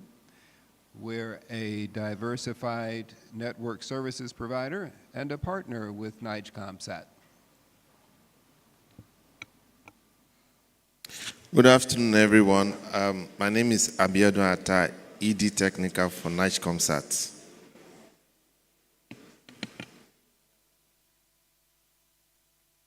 Very much. So we can see that we have diverse representations from both the public and also the private sector. And that will help us to be able to digest our topic very well, which is harnessing communication satellites for sustainable development. So first, let me talk about the development in Nigeria. How can satellite connectivity or satellite technology support Nigeria's continuous effort towards improving the economic, social, and political conditions to enhance the quality of life for the citizens? Let me start from my extreme left. Hello. All right. I think very importantly, the first is understanding the opportunities and also quantifying those opportunities that are available in the regions where people are not connected, meaning the unserved regions, the underserved regions. So I think the first place to start from is to quantify it. Now, if we look at the estimation of the World Bank as regards the economy of this region, it states that it's about 20%, all right, of the entire GDP of the nation. Now, if we quantify that 20%, let's just drill it down to Nigeria. If we quantify that 20%, the GDP of Nigeria today is just around $275 billion. So we are talking about the rural economy worth about $50 billion, the rural economy today in Nigeria. Now, if you put that in context to relate that to the economy of West African nations, or just the nations surrounding Nigeria, Benin Republic, for example, $20 billion GDP. Niger, about $20 billion GDP. Cameroon, around $48 billion GDP. So we are talking about the rural areas in Nigeria that the value of their economy alone is equivalent to this country's GDP. So what that means is that there is a need for us to focus on this region. That is the quantification first. Now, secondly, how do we harness the opportunities there, whether it is social, whether it's agriculture, how do we harness the opportunity? It's only via satellite. We know that the fiber connectivity will not get there today. The wireless connectivity, the willingness to invest in these local areas is being challenged today.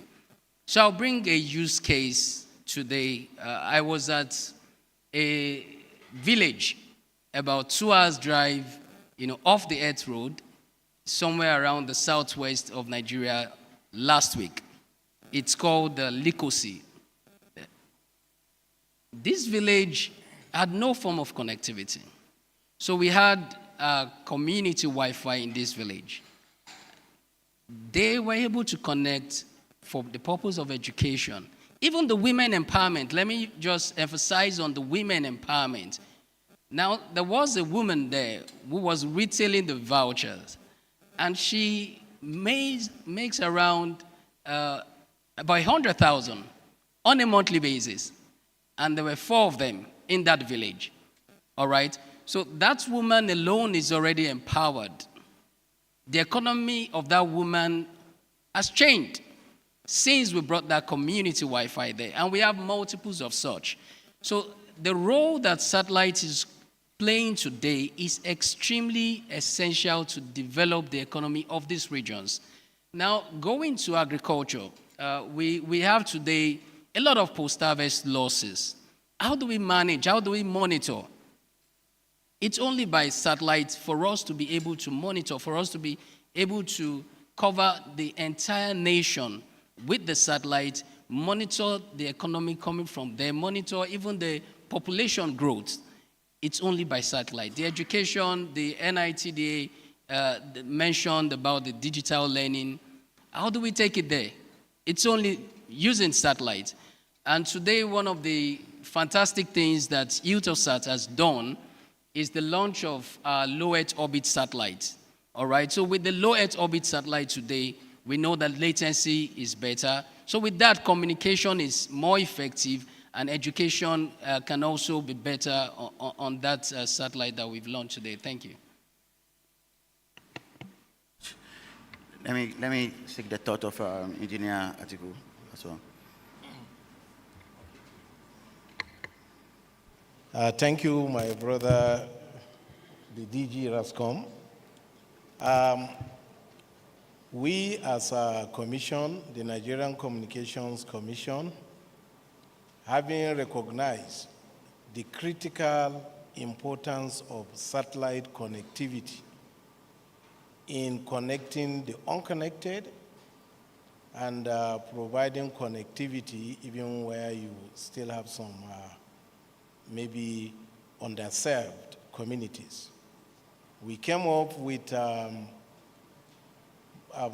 think back about 10 years ago, in 19 or 20 years actually ago, we came up with frameworks and guidelines on commercial communication satellites in Nigeria in order to foster and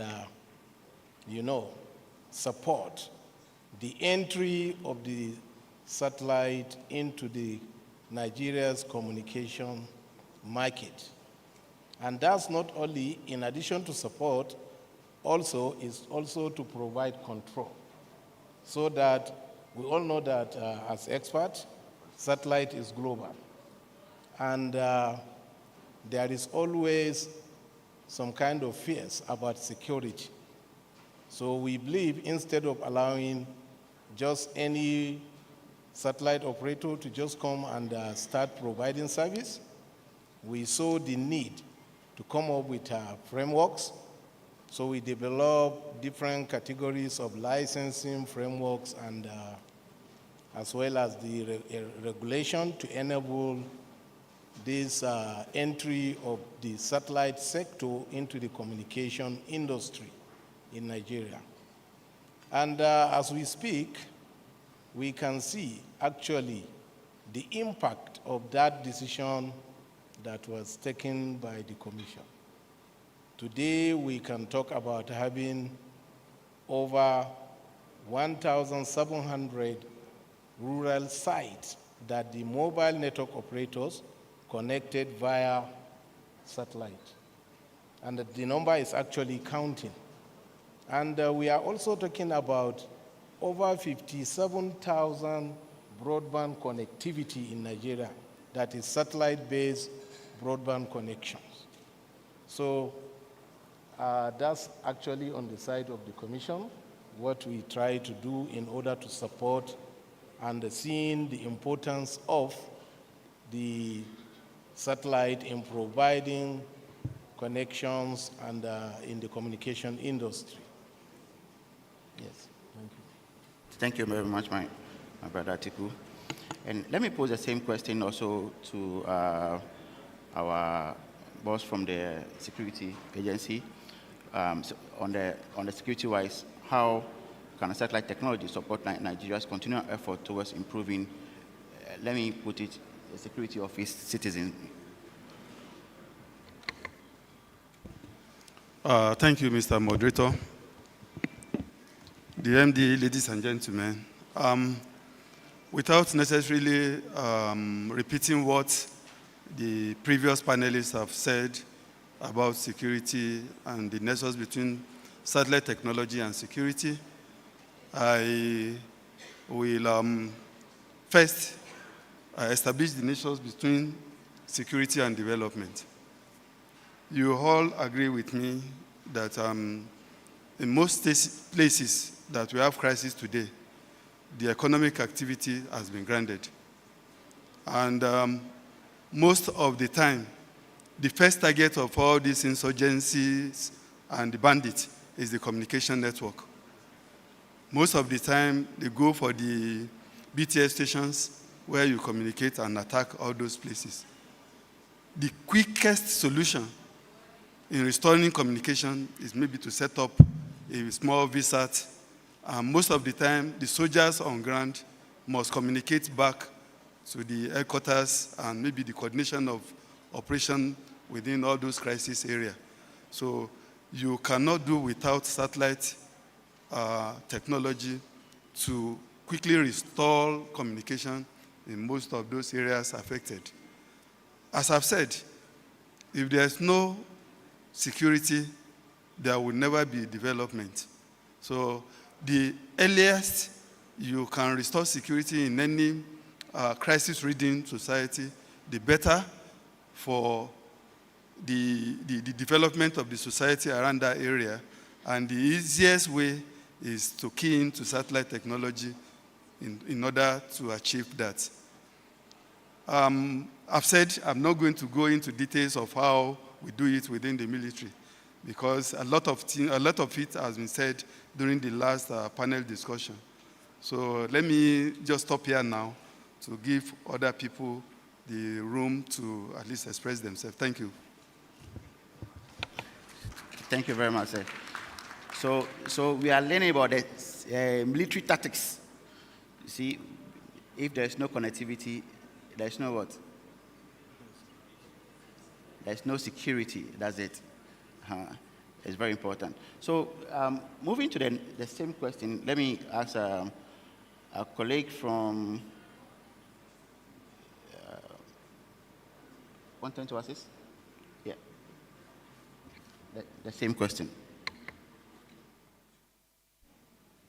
Thank you. And first of all, I would just like to acknowledge our moderator, Timothy. I really salute the work that RASCOM has done over the years to aggregate the interests of many stakeholders in the sub-Saharan Africa region to achieve a goal of a Pan-American, Pan-African rather, satellite. And I hope that your endeavors continue on the trajectory that they're on. Moving on to the question, you know, since 1999, Nigeria has made tremendous strides in development, and satellites, information technology, communication technology, and NIGCOMSAT have been a big part of that. The advances that we have seen, however, are, you know, in some ways, they are measured against the challenges that remain as opposed to what we have achieved.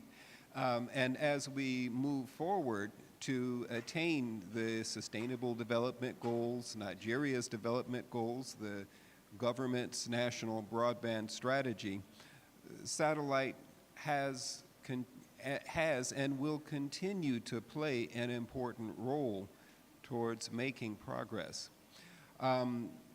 Much has been said about making investments in communication infrastructure, and those investments will take a while to achieve. However, satellite offers you a way to make progress quickly, to achieve many of your goals faster, and often with equal or less cost. So in terms of the question of attaining development goals, satellite technology is terribly, terribly important, and its great that we're here today to recognize the importance of maintaining Nigeria's investments in satellite technology and moving forward. Going beyond those investments, though, keep in mind that many sectors of the economy are dependent on communication. They are dependent on technology.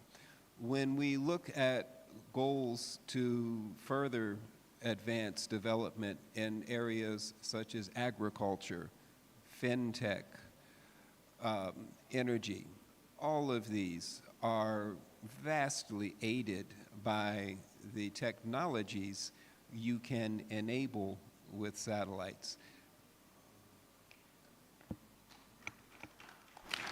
We really appreciate your thoughts on that.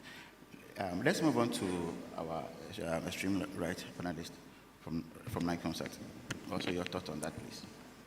I think satellite technology, the role it plays in our socio-economic development cannot be overemphasized. I'll give you an example. NICOMSAT, for example, is involved in a lot of different sectors providing satellite technology. And we've seen the regions and the effects in the rural areas on how they've shaped certain, commercial values of those sectors. I can give you a clerical example, for example. We're doing cellular backhaul right now, carrying traffic for some cellular players, like Oga Atiku has said. And in that community, before the operators move to site, they move like 2, 3, 4 kilometers to go make calls, to do business. By the time our partner moved to that region, 2 things happened. One, these local dwellers stopped moving from their location to the next location. And then other businesses other than communication begin to spring up. Now the POS operators came on board. The battery phone repairers came on board. So what did they do? Rather than everybody going to the farm in that community, the ones who have passion for farm went to farm. The one who had passion for commercials stayed with their POS. The guy who had passion for repairs and electronics started fixing phones and selling recharge cards. Now, we changed the dimension of that economy. Whether you look at it, before you know it, things started happening. And the moment there's a disruption in that community, it's not the operators that cause. It's the guy doing POS. He will call, your network is down. Why? Because that is affecting his business. So satellite technology has made a lot of impact in that community. Another areas we ventured into is the precision agriculture. Now, a lot of people see farmers as just a last source of, employment or job to involve in. But with precision agriculture, a lot of mechanized precision agriculture, satellite operation has become a major player in that space. Give an example again. We're doing something similar for another operator who has a farm somewhere in the southwest. He has probed everywhere. And what do? We backhaul the whole information from that probe. We detect the soil moisture, the yield availability, and backhaul it to wherever the owner of this farm sits. Now he's able to predict his yields. And again, we can also use this to also eliminate middlemen. My brother from UTS was talking about, community Wi-Fi. We're doing community Wi-Fi, which we plan to deploy massively somewhere. Now, most farmers go to farm, harvest, and go to a central farm market that happens every 5 days. So it takes him 5 days to sell. He has to keep his goods in his house and wait for the next 5 days. With satellite technology, we will eliminate those delays. How do we do that? The farmer in the comfort of his house can do video call with intending buyer. I have this farm, I have this yam, I have this tomato, and you can send somebody there to go pick it up. So these are ways I think, again, satellite technology is best fit for such to harness the socioeconomic values of those communities. If you look at primary health center, for example, there are so many health centers we have there right now where, people go to the primary health center, and in most cases you meet a nurse there. And the nurse tells you whatever he wants to tell you based on her knowledge. But when you have satellite communication in those remote primary health centers, you can have a doctor in Abuja, in Port Harcourt, in Lagos, attending to someone in the faraway my village in Irankoko, for example, or somewhere farther that he has never dreamt of seeing a doctor. And such cases, you could see with satellite communication can also aid in also helping increase or reduce mortality rates in terms of healthcare. There are so many sectors, again, we could look at where satellite communication is needed. In security, my boss has spoke about communication in security. There are so many ways that the traditional microwave and fiber, as it were, cannot solve those solutions. Only satellite technologies. Thank you. Exactly. Thank you very much. Now, let me move on to the second question.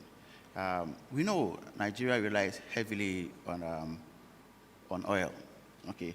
But how can satellite technology help to support economic development by removing over-reliance on oil and gas?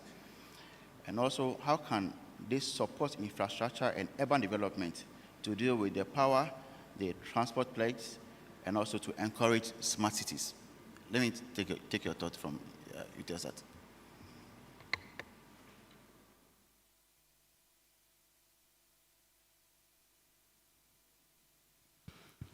All right. So now, looking at the entire business of the telecoms today, we know that telecoms contribute around 13% to the entire GDP. So it's really, really huge for telecoms to do that. Now, you talked about the breakdown, the fiber cut that happened, a few months back, and the majority of users, even some operators, they had to fall back on satellite. So the opportunities are enormous. To really put it in perspective, they are really enormous. And that is why the investment in that sector is very critical for us to ensure that those that are unconnected today, that are in their millions, actually, that we get them connected. And we need to put passion behind this. We need to be very deliberate to get this done. One of the things that, that was mentioned by the last panel was knowledge, using knowledge to really develop the economy at scale. And there is no way this can be done if we are going to leave those who are living in the rural areas behind. Where terrestrial network cannot reach, that is where satellites can enable connectivity at those locations. Now, one of the things that we really need to emphasize again is satellites connectivity is not the end itself. It's just a means.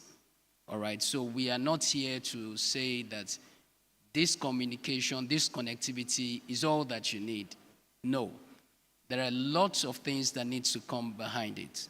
So I think sometimes early this year, all right, NIGECOMSAT started, as some accelerator programs to ensure that people build services that would really be needed in these rural areas using satellite connectivity. And that is how we can enable the penetration of telecommunications in all these rural areas. So that is drifting away from the terrestrial connectivity. Now, secondly, it also helps to limit the rural-urban migration that we are seeing today. So we have a lot of pressure on the infrastructure in the urban areas. Why? Because people who live in the rural areas feel they are completely cut out of the world's ecosystem. But by the time you have connectivity in every location, then you can be rest assured that development begins to come to those locations. Now, for the governments, all right, and the partnership with the private sector, let's take health, for example, all right? Today, we have lots of doctors who are traveling out of the country, the JAPA syndrome.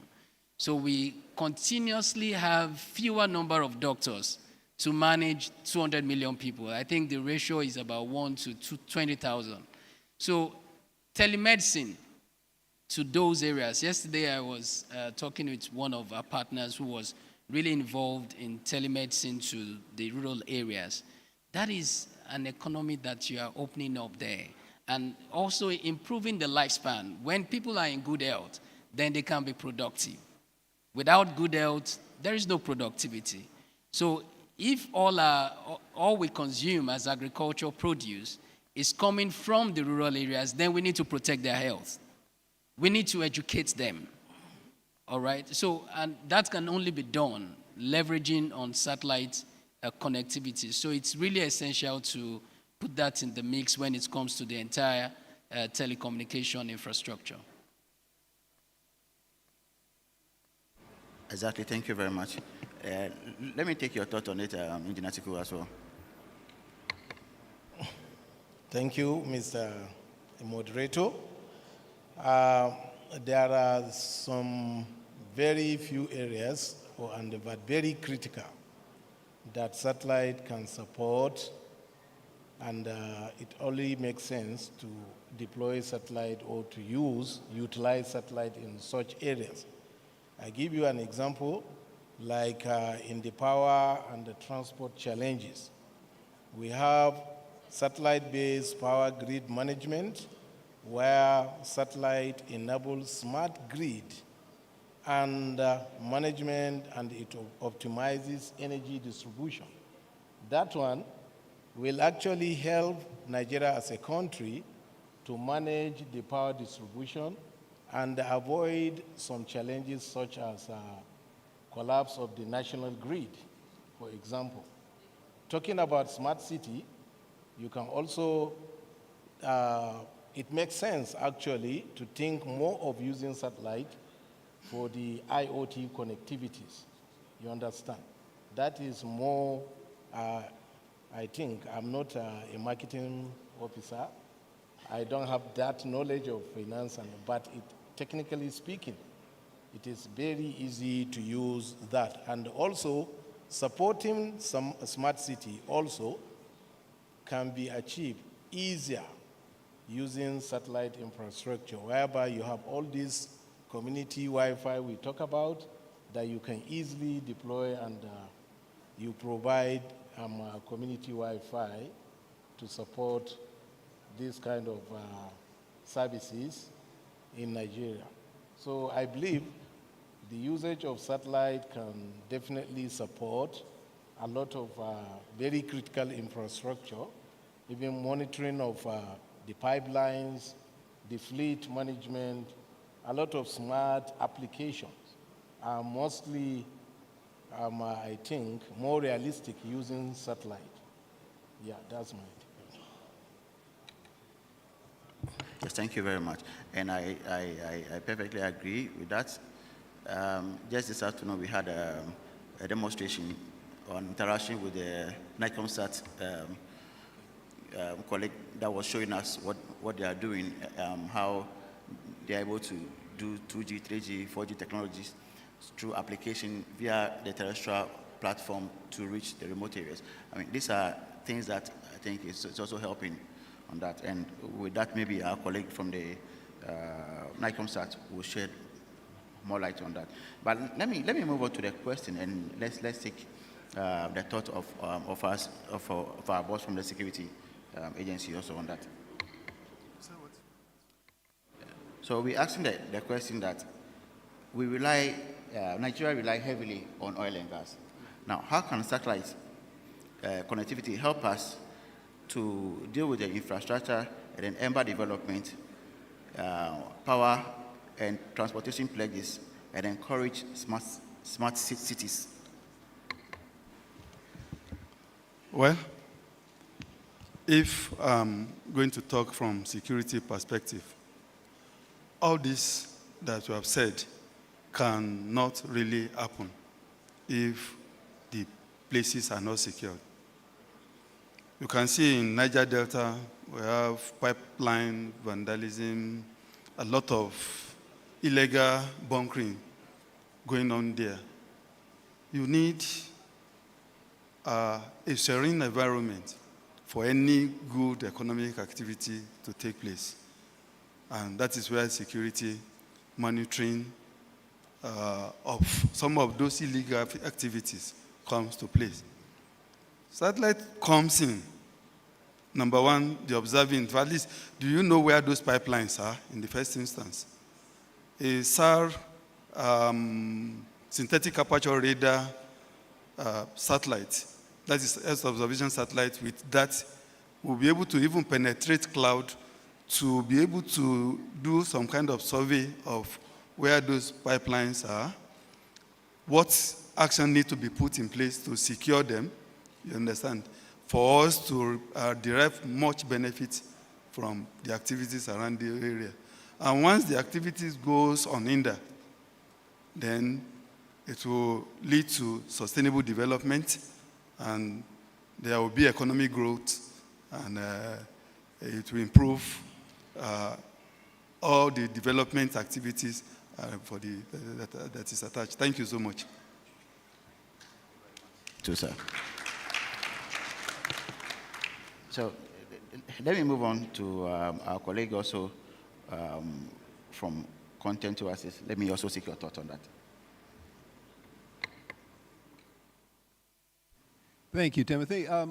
You know, I think that my esteemed colleagues have covered much of the territory here, but let me point out also that as you look at the satellite industry, at every segment, in every segment of the industry, what we see is a very significant decrease in the cost of implementing satellite-based solutions to achieve goals, whether they be in the energy sector, in security, in delivery of health services and information. And this leads to the ability to adopt satellite solutions more broadly and obviously at less cost.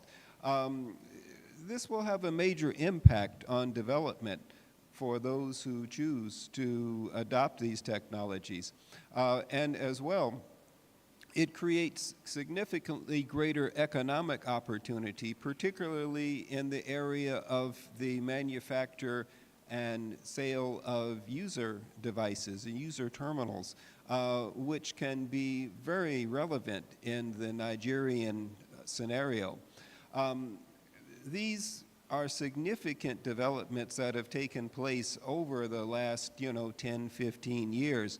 And it's our hope that the next generation NIGCOMSAT satellite will harness many of these technologies, and that perhaps, in a few years, we'll be talking about how Nigerians are using multi-orbit, multi-platform satellite technologies to solve, development and economic challenges.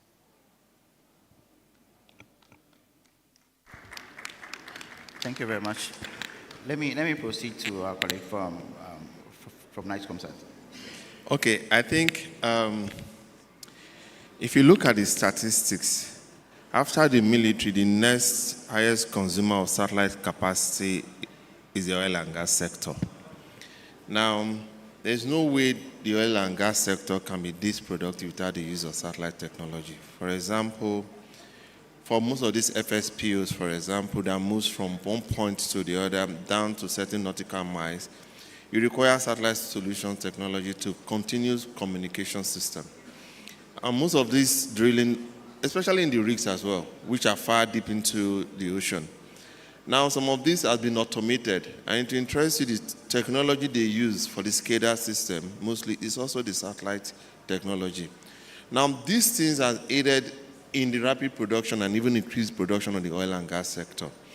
If you look at the entertainment industry, it became so boom because of what? The digital connectivity through broadcasting. Now, Nicomsat is now becoming a very big player in the broadcast system. Initially, we used to have about 46 channels or thereabout. Now we're about 105 channels. So what that means is that the entertainment industry, through Nicomsat to religious, educational content, is being broadcast through satellite industry. And if you look at the technology of the tomorrow, which everybody is hoping and hitching for, which is the smart-driven cars, this technology, this new invention, is being driven by the satellite technology.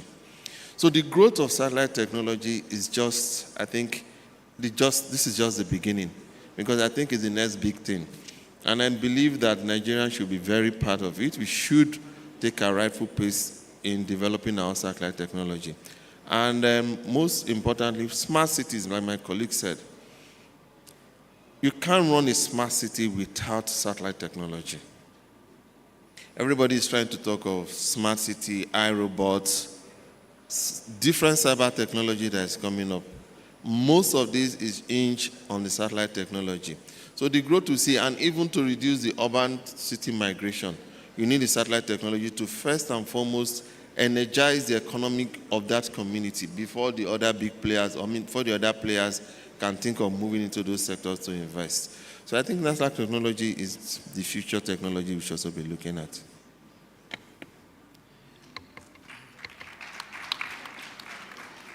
Okay, thank you very much. So let me move on to sustainability.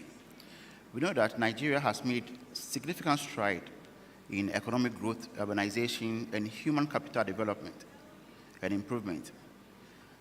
Yet still, challenges such as poverty, corruption, and insecurity continue to hamper sustainable development. What are the various organizations, like institutions that you come from, doing to support the nation in establishing and enabling sustainable practices in the various institutions that you come from?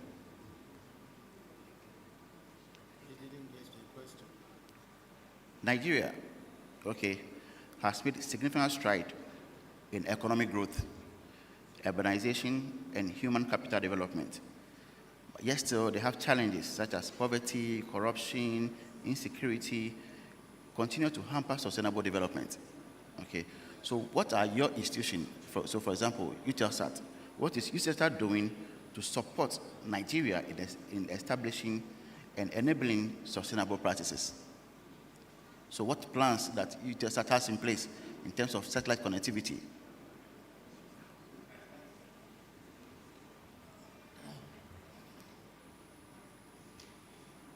All right.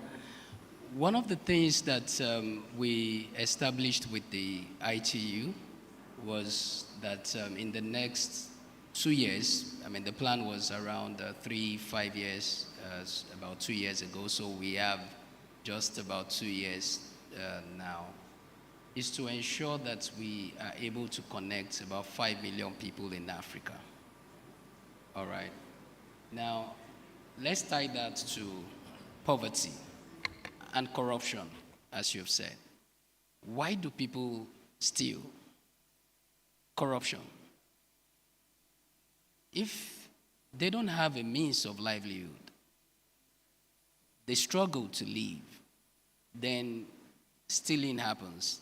I'm not talking about institutional, corruption now, which is something that needs to be handled differently. So if these people, the poverty rate today, as established, is around 20-something%. Okay. How do we bring those people out of poverty? A number of them are existing, because I keep emphasizing the rural areas, because that is where we really need to play to bring everyone on board. So I mentioned earlier the case of the woman, in that rural area, even some young ones in that rural area that their economy changed because of the introduction of connectivity in that area. And he established very well the value chains that comes with it. So you would see that right there, they are able to earn money. They are able to earn a living through that. So with that, you begin to reduce the level of poverty.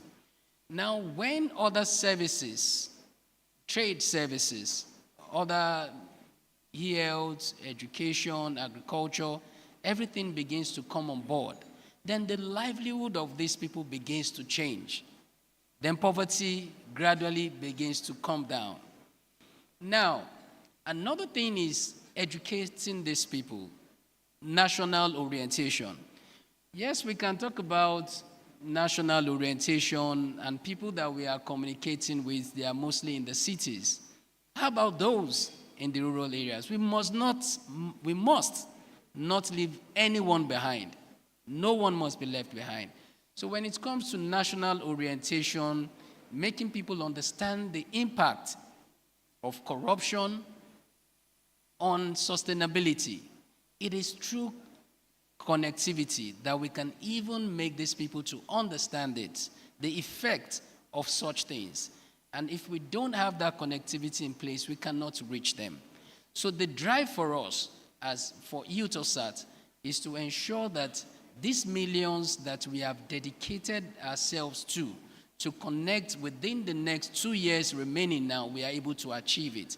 And for every time we bring about innovation to do it. Let me give an example of a product that helps education.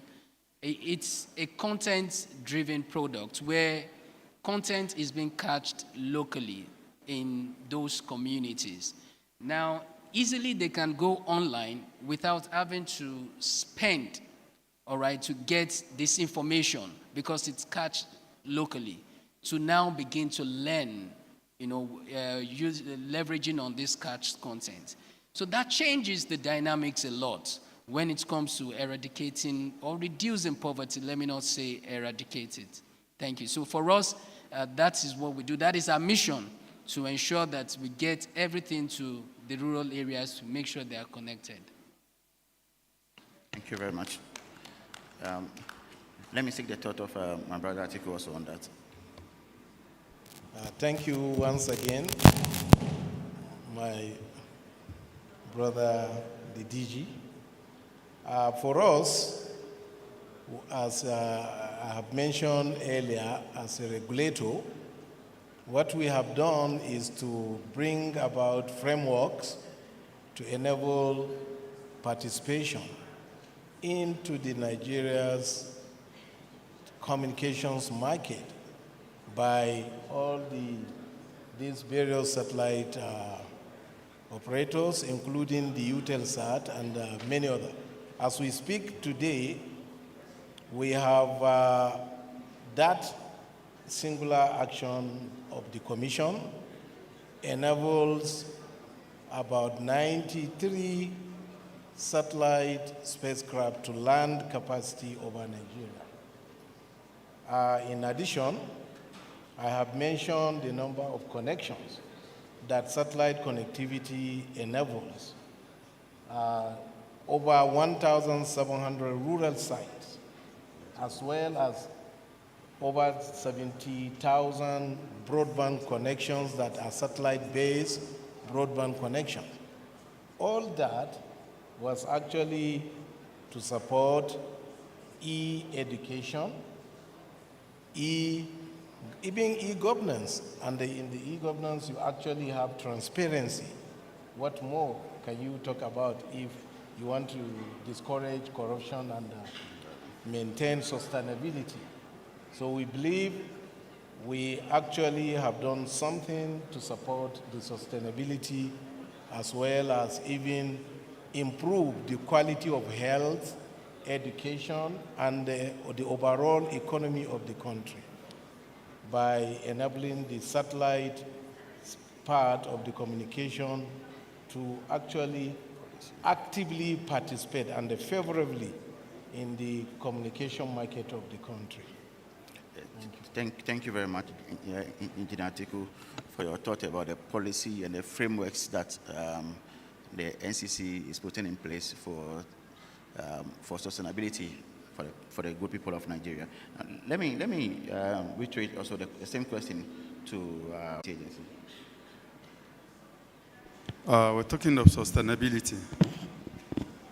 You can't sustain any form of, or you cannot solve any challenges or sustain any activity if there is insecurity. You all agree with me? Sustainability. For you to be able to first stop the challenges of corruption and the rest of them, and for you to be able to sustain development, there must be, because once there's insecurity, you've created a room for a lot of corruption to take place. Because once people take advantage of insecure environments to carry out any form of nefarious activities, ranging from stealing, committing crime against humanity, and a lot of crimes. So for you to be able to sustain development, first you have to bring insecurity to a halt, then arrest some of those fallouts of insecurity, so be able to achieve sustainability. And in all this, you cannot leave satellite technology out. So things has to be put in place to check all these activities for you to be able to sustain development in any environment. Thank you. Thank you very much. Let me move to our next panelist. The same question. Thank you. Well, you know, a good case in point for the impact satellite communications have on this particular issue is maritime domain awareness systems and platforms, which are in use here to interdict the theft of oil, smuggling, and also in an area where you might not think, but these systems are also very relevant to interdicting the movement of persons, the smuggling of persons, both in the maritime domain and on land. Satellite systems have enabled a great deal of law enforcement activity to be undertaken to deal with these issues more effectively and more efficiently, while at the same time exposing military and paramilitary personnel to less risk because of the fact that the engagement with the adversary is at a distance. It's a standoff sort of asset, as opposed to one that requires, you jump into the scene. But more broadly speaking, there's a lot of evidence to support that enabling communication also enables transparency. So our brother from NCC pointed out that almost 2,000 base stations here in Nigeria are backhauled via satellite. Well, the availability, the very basic availability of communications, or the availability of basic communications, is a real game changer when it comes to improving public safety and increasing the effectiveness of law enforcement. And these are very powerful weapons that will, that are part of the toolbox for dealing with the broader issue of corruption and its effect on sustainable development, which is, in fact, it's a terribly parasitic effect that retards our progress. So the greater deployment of these technologies can only help that cause. Thank you very much. Finally, let me also take the thought of our brother from NICOMSAT on that. Okay, I think for us, the impact of satellite technology, especially NICOMSAT satellite technology, on security and corruption is two. One, if you look at what NICOMSAT is doing for now, we're looking at empowering our channel partners, for example. Now, if we empower these channel partners, we take a whole lot of people out of the job, the labor market. And these channel partners will have people who work under them. If you empower one person, you are feeding 8 members of his family. So imagine a channel partners with 10 staff. We're looking about feeding 80 people. You understand? So if you do that, and we know that corruption, poverty, and all sorts of bad vices are as a result of poverty. If you reduce that by empowering certain people, and taking them out of the labor market, you reduce that to a large extent. For NICOMSAT right now, we're empowering channel partners. We're building our channel partners across the country, across the geopolitical zones. By doing that, they also will empower those rural areas. They also will get to the rural, ultra-rural areas. And then you see a lot of people, if you look at that scale, a lot of people have been pulled out from the poverty line. And then in terms of security, for example, remember past when there was an attack, when they blew the towers, damaged the fiber links, the only source of communication at that point to the security personnel was through the satellite means. Because we were the only ones there who could go to the core northeast, core south, northwest as well. In those regions where those communication devices or gadgets or equipment were being damaged, satellite communication was then the next thing that could move there. But we were also to support the military and secure, to a certain extent, our sovereignty from those funny individuals. So I think for NICOMSAT, we've done a lot, and we know that in the coming years and coming weeks, we are launching a different scale again, especially in our accelerator program, in our channel partners. Once we keep doing this, we are putting a lot of people out from the labor market. Thank you. Thank you very much to my panelists. And I would like to ask let's take 3 audience questions, and I would love to have 1 male and 2 females. And to our sisters, if you are not asking, I'll point out to you again. Yes, let's take the first male. Okay. Yes, sir. Thank you very much, Air Vice Marshal Victor Udo. Again, some will be contribution and possibly will follow by a question. And let me bring the last thing you said to context in terms of NICOMSAT supporting security. When I was in service in, I think, 2015 or 2016, at the peak of Boko Haram, it was very difficult to speak to our troops in Maiduguri, Borno State. And during the Armed Forces Remembrance Day, around 15th of January, a week to that time, the then president said he would love to speak to the troops in Maiduguri just to encourage them in terms of morale. And DSA was able to partner with NICOMSAT, and the president spoke to the troops in Maiduguri, and I think in Liberia, because the footprint of NICOMSAT reached out to that, just to bring that to context among so many others.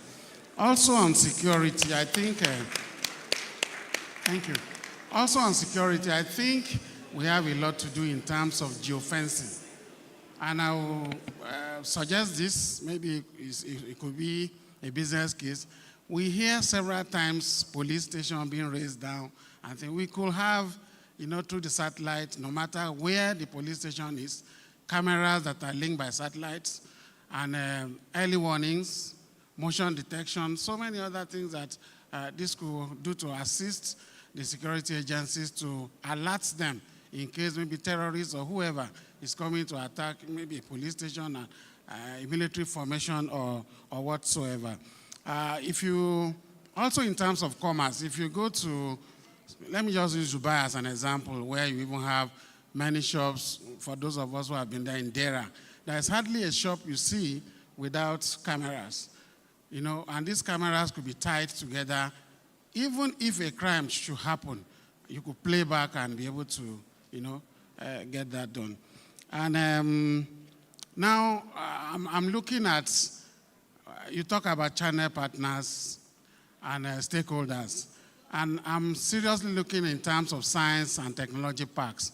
I want to know the thinking of NICHCOMSAT as it comes to science and technology parks, not only with federal, because some time ago in Abuja, we used to have free internet around that back of Villa. There used to be a park there.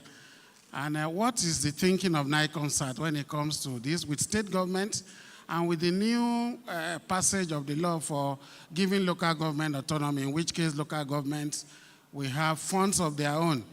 Could you have like a pilot where you collaborate with any of these agencies and take internet and all what the satellite can provide close to you know, the people? Finally, I want to also commend the issue of precision agriculture, maritime domain, environment, but let me take that a bit further and also bring it into context. We know that we cannot, overemphasize the importance of maritime in our country. In most cases, these oil thefts, we look at the ones that are within our immediate environment. Those are not the ones that should give us so much concern. Yes, it's not good, but the major ones that are stolen are the ones in tankers. I think Rear Admiral Mohammed is here, can attest to that. And some of these tankers or ships that they used to take this oil out, sometimes when they are being chased by naval authority, they switch off their AIS, automatic identification system. And with the aid of satellite technology, even if the AIS is shut down or put off so that you cannot trace such vessels, I'm aware of some technologies through satellite technology that you can use to actually track that. And I also believe that NICHCOMSAT is looking at this area. So I'll possibly want you to respond to one or two of those. Thank you very much. Okay, our moderator says 2 women, so we'll take 2 more questions from women. Okay.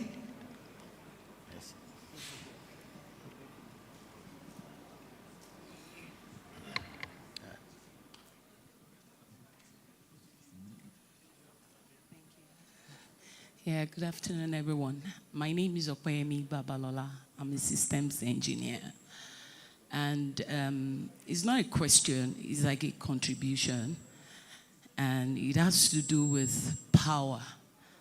You know, when one of our panelists mentioned smart grid, I thought about it because in my estate, I know a lot of estates are going through this. 2 things. Number 1, Band A. Band A tariff is really killing right now. Then the other aspect is, you know, I would come to that. So let me talk about Band A. You can actually send satellites up the space to collect solar energy, and then you transmit it to Earth. That way you are able to have larger capacity solar stations that can serve the nation as a whole. So I think we should, I know solar already exists. A lot of us have solars in our homes, but they are limited. There are limitations and all of that. But if we have satellites up space that are able to capture those energy right from the space into specified, you know, solar stations, then we are able to serve the nation as a whole. So that will be the first contribution. Then the second one is the smart grid that you talked about. You can't have a smart grid without the satellite. You can't. So, and what smart grid does is that it helps us to be able to distribute power efficiently. Because when you get it from a space, you also must think about the distribution and how efficient it can be. You understand? So in case of power outages, you are able to switch systems quickly, you know, and then cover up for, you know, any excesses and all. So that would be my contribution. Thank you very much. Let's give a round of applause to our sister. Now we have one more contribution or question from one of our sisters. Please, no man. No our man. sisters. Okay. Yes. Aja, you have a question. I can feel you have a question in your heart. Would you like to bring it out? A lady. A lady. A lady. Lady. Yes. Lady. Oga. Okay, in the absence of the ladies, please let's give it to our brother.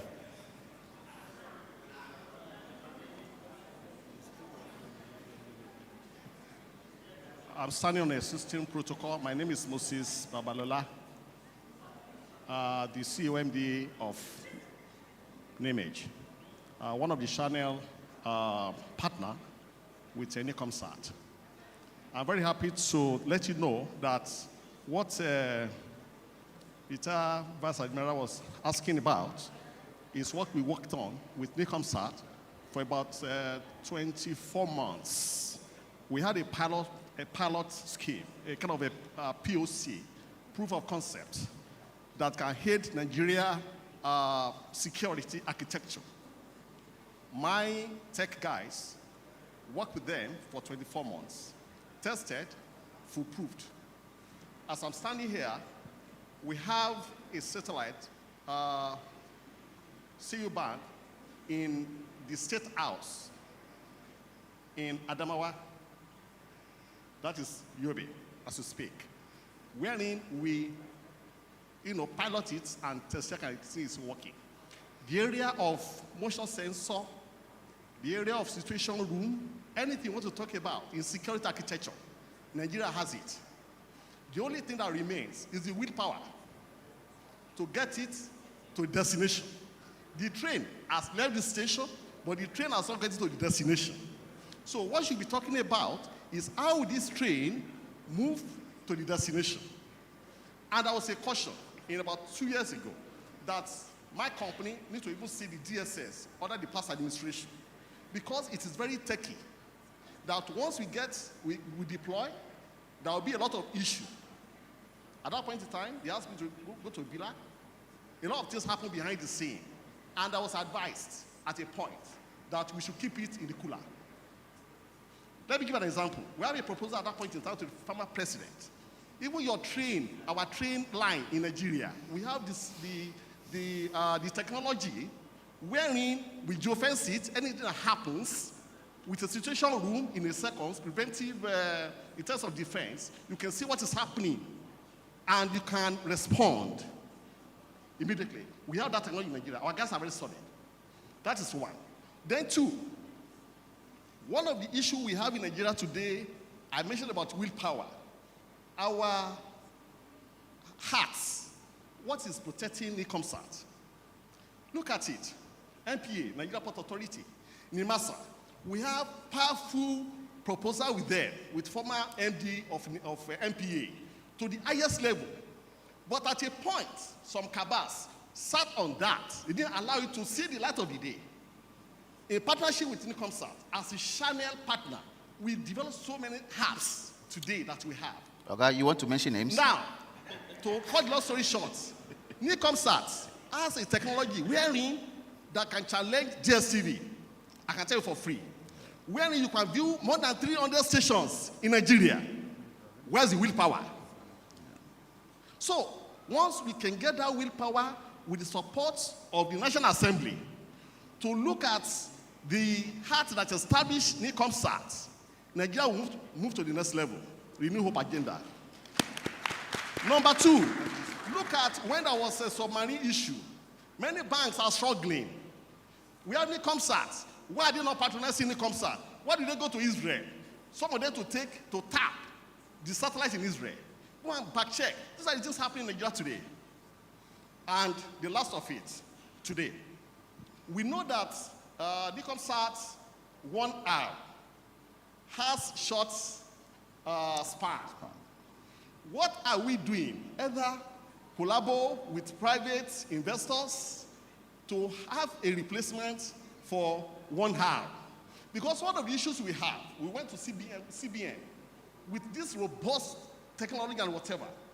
The question they were asking CBN was that when this one collapses, what is the replacement? So I think what the team and Nigeria today needs to look into is that we have gold in our hands. And the local content is there. So why are we going to America, going to Israel, going to Britain, when we have one of these things in our kitty? My submission. Thank you. Thank you very much. So some of the questions I would like Madam Jane, the MD, to answer them directly. Because that will be from the source.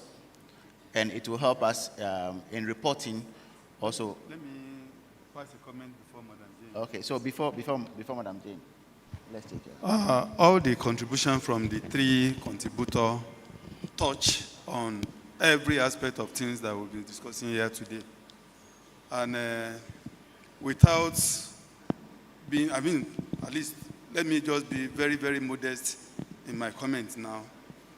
I was opportune to be part of Nicomsat from the inception. And I will state it without necessarily listening. This stakeholder that we are having today, if it had happened, let's say, maybe some years before the Nicomsat was launched, I think all these issues that really affect the operationalization of the satellite wouldn't have come up. Thank God we have another shot at it. In fact, within the military cycle, some of us that were part of the project from the onset, we have brought ourselves together with our civilian counterparts, and I think we have a better approach to this technology. In fact, going into the technology and the usage of this technology now, I think we are looking for a better Nigeria in future. Maybe let me just stop here and allow Madam so that I will not use her mouth to chop onion. Thank you, Madam. Okay. Okay. All right. So please give the microphone to... No, let me pick up. Yes.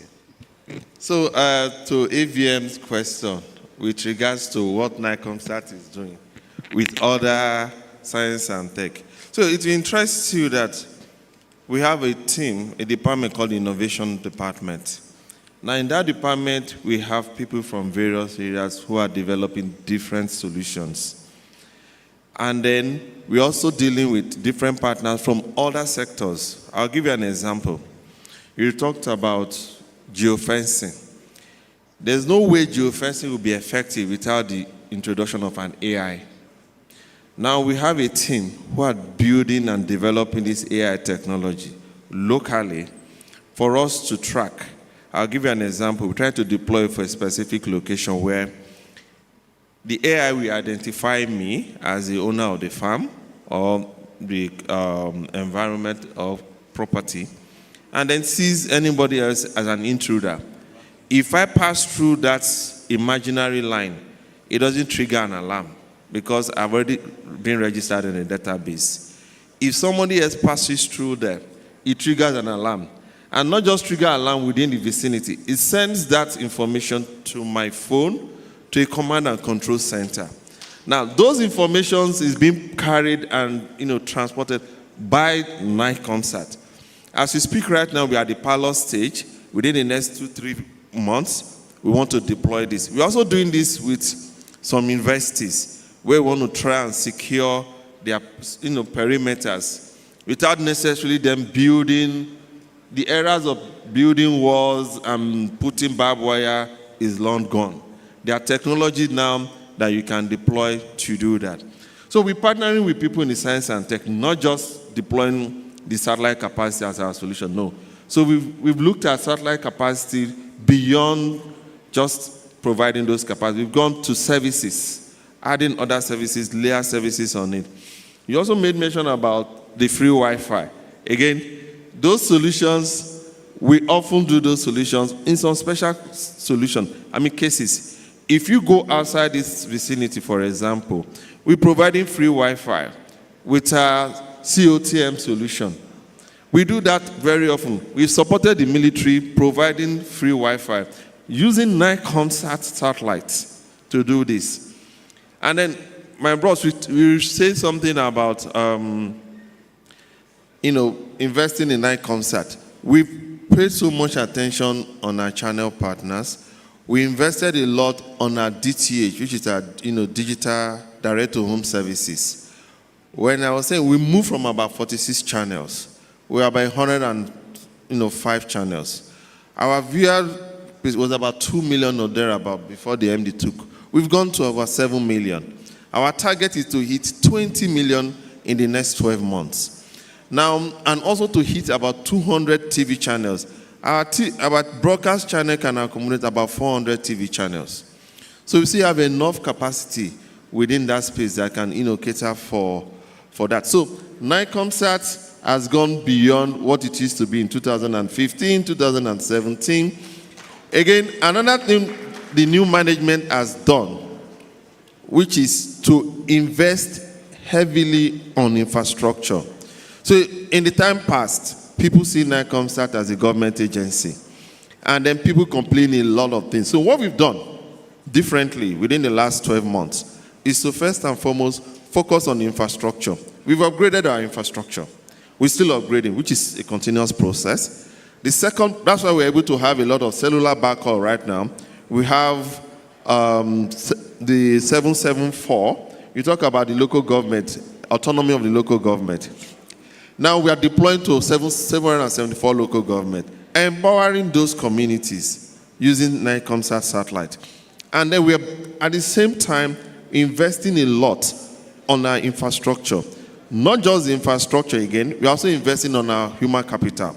When we got on board, there were a lot of structural adjustments we had to do to make NICOMSAT, a go-getting agency. We've done service delivery. Now, being a reactive entity before, we are now a proactive entity. In most cases now, a lot of our partners can testify when there are issues, our staff calls them. As reverse, which they have to call and complain. We ask, what is the problem? So that, again, we've moved. We've also moved again from, being an agency that just wait for government subvention and all that stuff. Now, we've done that. We've empowered our sales team. We've changed from marketing team to sales team. So they have a specific KPI target that they meet. And we have a pre-sales product solution team, whose target as well is to convert the sales technology to commercials. So this whole process has happened within a short period of 12 months under our leadership. So we've moved, and I'm still moving. Thank you. Thank you very much. And in conclusion, I can say that all Nigeria is looking at NICOMSAT. Okay, and NICOMSAT, like our boss said, it's a cash cow. Okay, and in order for us to harness that, we need to inject the capital, the necessary capital. Sometimes government alone cannot do everything, but it requires the private sector to also come in. And this is what happens in America and others. A small country like Luxembourg today, what has sustained them over the years is satellite communications. Satellite, that has sustained Luxembourg. And that has sustained them. And I know with the capacity and the resources that Nigeria have, Nigeria can also do the same. And not only all Nigerians are looking at NICOMSAT, Africa, we are also looking at NICOMSAT. Okay, we're also looking at Nigeria. But Nigeria is a very big market. We have to protect our market. Sometimes we cannot only be talking about the negatives alone, but there are positive good news that we can also bring forth, and also there are call to actions that we can also move with. For example, do we purchase the services of NightComSat? We said NightComSat should launch satellites, should launch this. It's not easy, my brother. It requires capital. But NightComSat can do that when the necessary investment comes in, and you, as the end user, you also purchase from NightComSat. So together, we all have a responsibility to play. We all have roles to play. So please, what I've taken here is let's all go back to the drawing board. Let's see how best we as Nigerians can use NightComSat for the benefit of and the development of our country. And remember, one thing stands out in the aspect of security. They said what? If there's no connectivity, there's no what? Please, let's say it loudly. If there's no connectivity, there's no security. So this is a takeaway for us. Thank you very much. I would like to thank my panelists, and we can take the picture with the MD. Thank you very much, sir. That's our moderator, the Director General of RASCOM, Timothy Adiashong. I'd like to invite the Managing Director of NightComSat to join the discussants for a group picture. Yes, I'd like to also invite our Director General, our Executive Director, Finance and Admin, Hajia Adama Kure, to also join. Thank you, ma'am.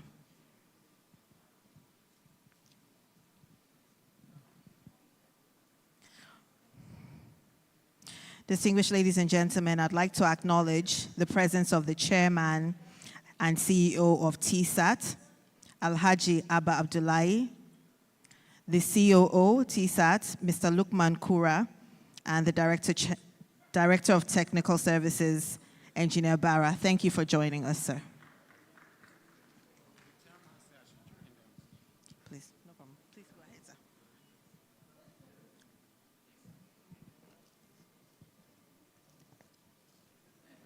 The presence of the Managing Director, SLTV, came from Port Harcourt. SLTV. Stay with me. I'd also like to acknowledge the Managing Director of SLT, all the way from Port Harcourt, Dr. Nwafo. Thank you, sir, for joining us today. Can we warmly welcome him? Thank you, sir. Okay. Thank you, MD. Thank you to our panelists. Thank you so much.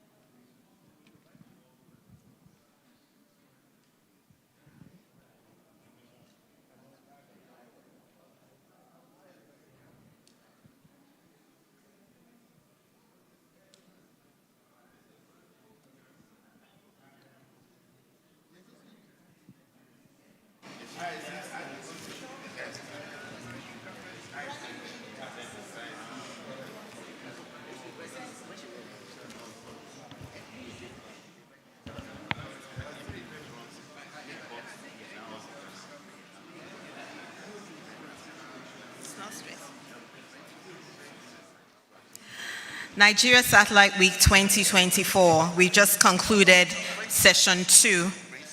Thank you to our discussants and the Managing Director.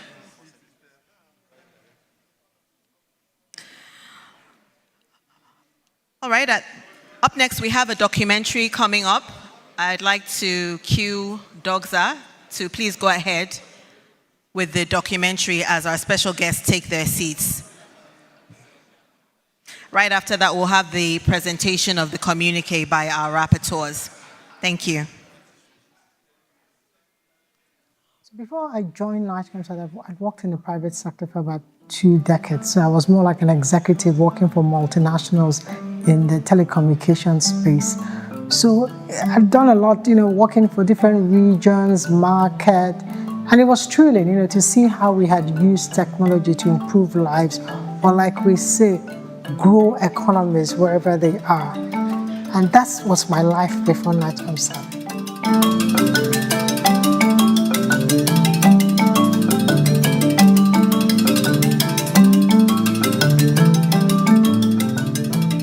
So when I got the call, like I say, when I got that call to serve, I think I was already mentally ready to serve. I had worked in the private sector, I'd seen all the impact, but I was already being drawn back home and how I could serve. I was even particularly in private sector looking for ways I could help African businesses, African enterprises, Nigerian businesses with any opportunities that create itself where I was.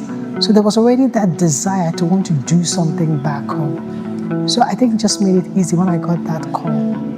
I remember the day I was leaving, I was at the airport, just before I traveled, I was discussing with my daughter, talking about what the new job could entail.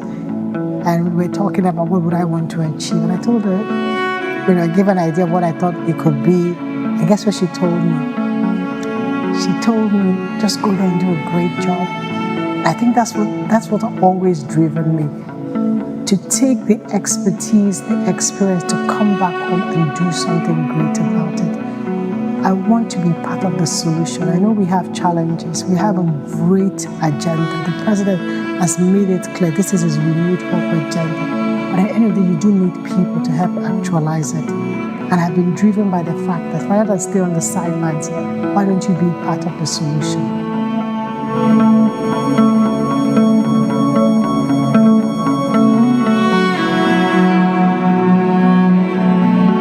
So having coming from the private sector, of course, the first shock was that I'm coming from private sector and this is public sector. It's really, really, regulated, lots of rules and stuff. And one of the primary challenges I met when I joined NIGERIan, it looked simple, but I found out it was really tough. It was awareness. A lot of people did not know what NIGERIan was. A lot of people were not aware that we even have a satellite in space. Most people still think we don't have a satellite in space. And there are fewer countries in Africa. There are only about 14 countries. In West Africa, that's like, how many people have a communication satellite the size of what we have? So I was quite intrigued to find out that most people are not aware of the services that are being offered. They're not aware of this amazing asset we have and what it can do. The potential to touch different sectors to impact the economy. So I think that was my biggest challenge, because if people were not aware, what you're not aware, you cannot try to use, but they will not be interested in the service. So a lot of effort has been put, and we're still putting effort to create the awareness. Of course, there are other legacy issues about making sure technology is working and all that, but just even the awareness that this thing exists and this is what it can do.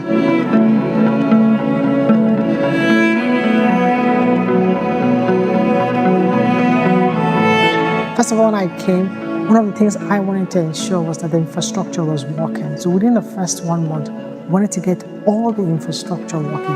The KA band, C band, whatever solution we were offering, we wanted it to be working. But then we realized that now the technology was there and infrastructure was working. The consumers, the clients were not even aware that we even exist with those kind of services. So we had to create a way to make sure we create awareness. And we're willing to use all the possible platforms. Of course, the easier traditional way was using referrals to make sure existing clients can, share about their, whatever engagements they've had with us, how they've seen our service, our new improved service to other people. But we also had to go out there, social media, traditional media, to share and keep talking. It actually forced us to use every avenue, conferences, events, be present, intentionally go to sectors. Because I recall my first 100 days in office, we were just reflecting at that time. And we realized that in that first 100 days, we were engaged with over 50 clients. Just from my office. That means every other day, we were talking to a new client. But that's to show the intentionality, to ensure that we put that awareness out there. We didn't just want to get the infrastructure working, we wanted it to be reliable. That was important to us, that the service delivery is enhanced, the infrastructure is reliable. We also wanted it to be continuous. The technology must be continuous. We didn't want clients, end users, enterprise users worried about how continuous is your technology. Is there going to be business continuity? Something else we also focused on was innovation. How do we innovate within and externally with other parties?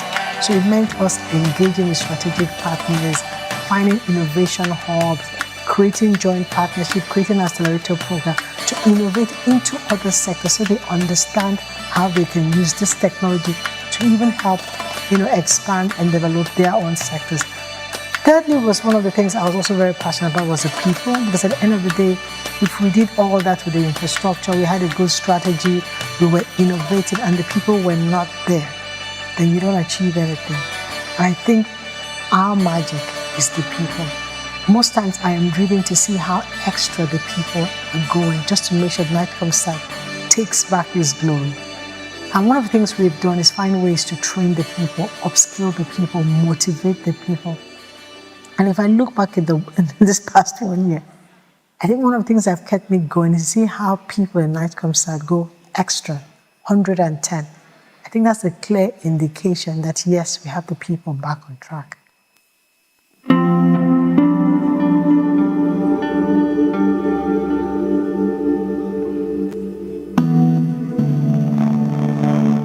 Some of the things we have done, at least we started with what we call the Project 774, which is to provide broadband internet in the 774 local government areas in secretariats in Nigeria.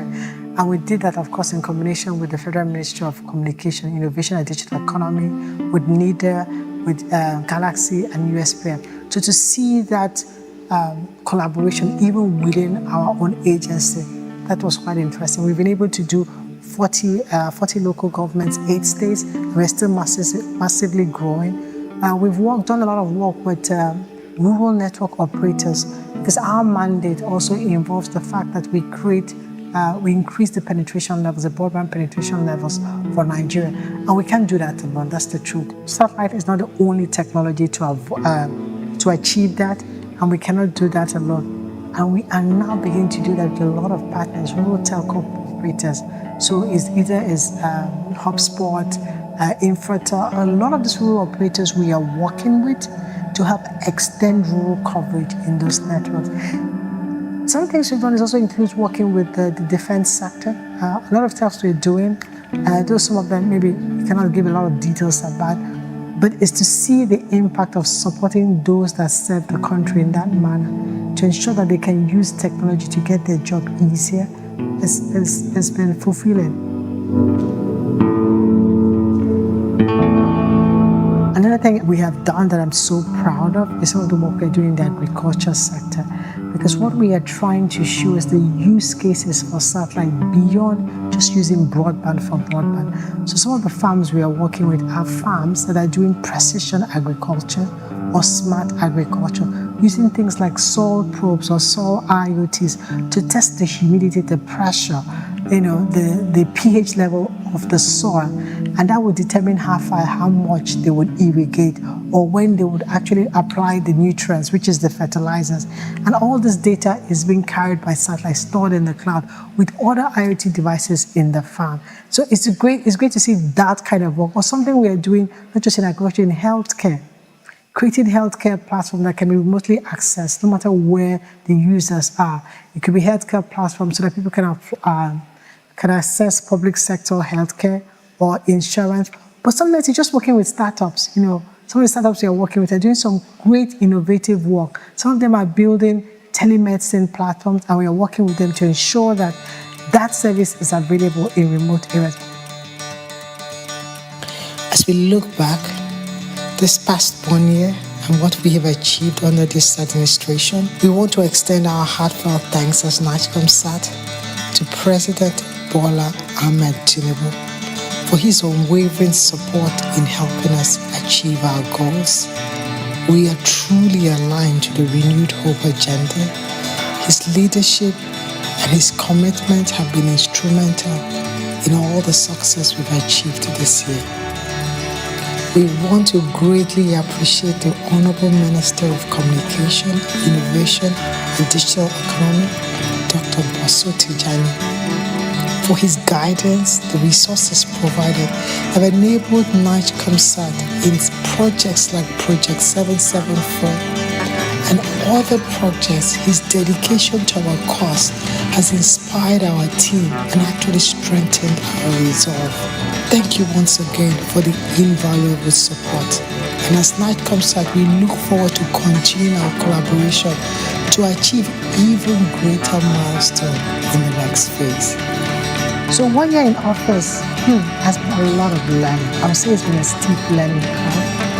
And I've seen some very proud moments, which I'm very happy to say that, to see all that culminating to this goal and just is a great indication that we are literally owning our leadership in the sector.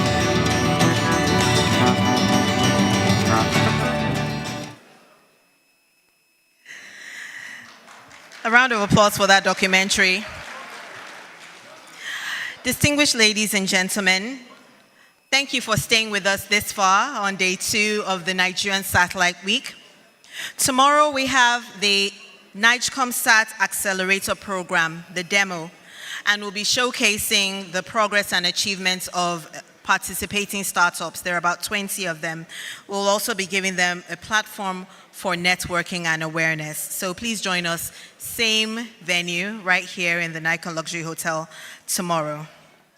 The communique is ready. I would like to invite my colleague, Engineer Ekundayo Obamila, to present the communique. Can we warmly welcome him?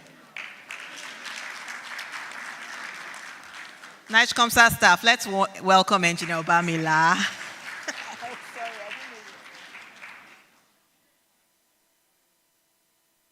So this is as captured by the rapporteurs, consisting of Dr. Mohammed Alkali, Omete Ali, and myself, Engineer Obamila Johnson Ekundayo. I'm just going to read out what we put together. The Stakeholders Forum commenced at 10:20 a.m. with the introduction of dignitaries by the Master of Ceremony. This was closely followed by the welcome address by the MDC NIGECOMSAT. In her opening remarks, she appreciated the CEOs of VSA and NASDAQ, describing the agencies along with NIGECOMSAT as a tribe. She anchored her speech on 2 premises. Firstly, a period in 2024 when there was a fiber cut in the 8 undersea fiber cables landing along the coast of West Africa, which almost brought connectivity to a halt, thus hampering business connectivity. And secondly, the challenges of last-mile connectivity with fiber. It is against this backdrop that she highlighted the importance of communication satellites, which, according to her, will aid national sovereignty, defense, and development. In the opening speech, the Honorable Minister of Communications, Innovation, and Digital Economy, represented by the Director of ICT, opined that the goal of today's Stakeholders Forum is partnership forming. He highlighted the existing partnership between the Ministry of Communications and NIGECOMSAT Limited, which include the recent training of over 2,000 Nigerian youths nationwide on VSATs and TVRO by NIGECOMSAT Limited. These trainings, from the feedback received, has empowered youths for self-empowerment. He reiterated that we all need to be glad to identify with NIGECOMSAT's efforts in fostering satellite communication in Nigeria. He concluded his opening speech by encouraging all to use the Stakeholders Forum to celebrate the achievements of NIGECOMSAT, forge new partnerships, and harness satellite opportunities. The opening address was closely followed by a series of goodwill messages. These goodwill messages came from the Permanent Secretary, Ministry of Defense, representative of the Chief of Naval Staff, the Director General NASDAQ, the Executive Director, Investment Management of Murphy, and Inc. Executive Director, Sales Nigeria, who was representing the MD CEO. There were some notable quotes from the goodwill messages. Firstly, from the Permanent Secretary, Ministry of Defense. Government agencies must work together to propel satellite communications in Nigeria. That was one quote. The time for communication satellite business is now. That's another quote. Happy that the president appointed such a dynamic lady as Jane Nkechi Egatin to steer the ship of NIGCOMSAT at this time. Can we give a round of applause to our MDCO? Another notable quote is that Nigeria military needs NIGCOMSAT to function properly. I was happy to hear that. The representative of the Chief of Naval Staff on his part noted that there cannot be a better time for this forum than now. He also noted that Nigerian Navy recognizes the critical role of NIGCOMSAT in championing satellite technology for the development of Nigeria. He concluded his remarks by noting that the Nigerian Navy is committed to partnering with NIGCOMSAT, as evident in the recent agreement to install Chimeta on the Navy ship for proof of concept purposes. In his own goodwill message, the DG NASDA revealed that the CEOs of the tribe, DSA, NASDA, and NIGCOMSAT, recently agreed over dinner to work together. This is coming for the first time. The Executive Director, Investment Management, Murphy, on his part, reiterated that Murphy fully supports the efforts of NIGCOMSAT. He also noted that Nigeria must move away from relying on foreign satellites and be self-reliant. But to us, taking note, perhaps the most consequential of his goodwill message is that Murphy will work to provide funding for the launch of subsequent satellites. We took that to heart. The goodwill message was closely followed by the presentation of NIGCOMSAT's strategic blueprints, presented by the head marketing and stakeholders engagements, Olufunke Fagbeja. She first emphasized the keywords in NIGCOMSAT's vision and mission. These include being the leading satellite communication provider in Nigeria, backed by innovation. Now, she noted that our destination as NIGCOMSAT is to continue to be the leader in Africa. And then she mentioned 5 strategic pillars and objectives of the blueprints. These include strategy, infrastructure, public-private partnership and innovation, branding and communications, and organization, people, and culture. So it was on this note that the opening ceremony was brought to a close. After the short break, closely following the opening ceremony, was session 1 of a panel discussion with a theme, Satellite as a Bridge to Digital Economy. The panelists include the Deputy Director of Frequency Coordination and License Services of our ministry, the DG NASDA, PAMSEC of Federal Ministry of Defense, representative of the DG of Murphy, a representative of the DG of NITDA, and the representative of the DG of MBC. This session was moderated by Engineer Shola Taylor. Here are some takeaways from the discussion from that first panel discussion. First, that satellite has multiplying effects on any economy. The fact that the world has gone global, necessitating the need of satellites.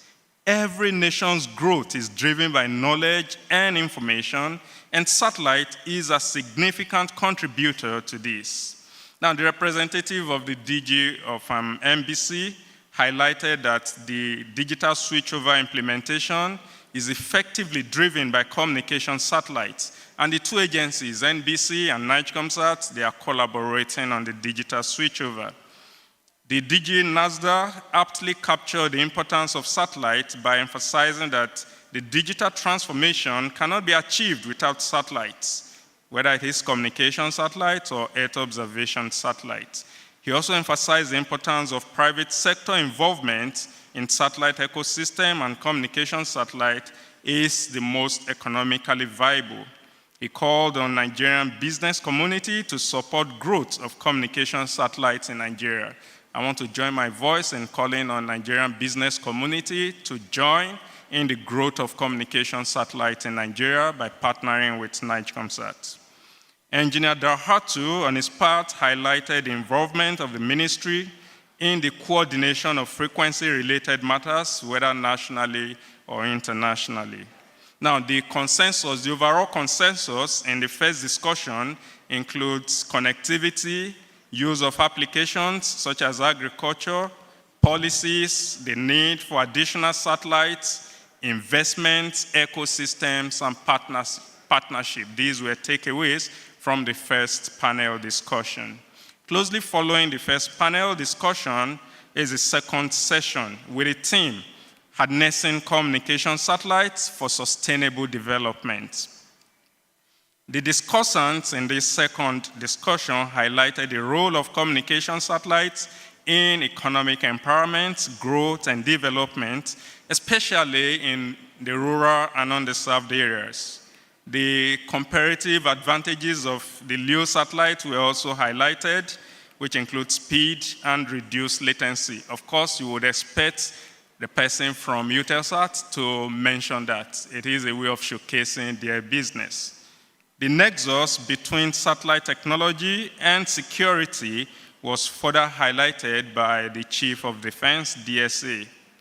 Overall, the discussants showed that communication satellite is an enabler to achieving enhanced military operations, rural connectivity, VSAT applications that span through applications like telemedicine, precision agriculture, maritime connectivity, smart cities, and the list is endless.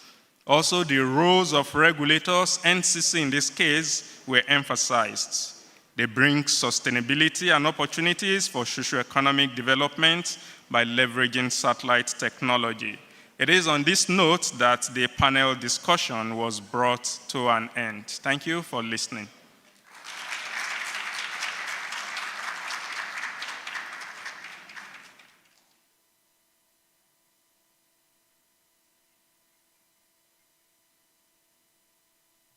Thank you, Engineer Obalamila, and your team for that capturing of the event. Thank you so much. To show true appreciation for the support to this program and to the NIGCOMSAT brand in totality, permit me to invite the Executive Director of Finance and Administration, Hajia Adama Kure. Thank you.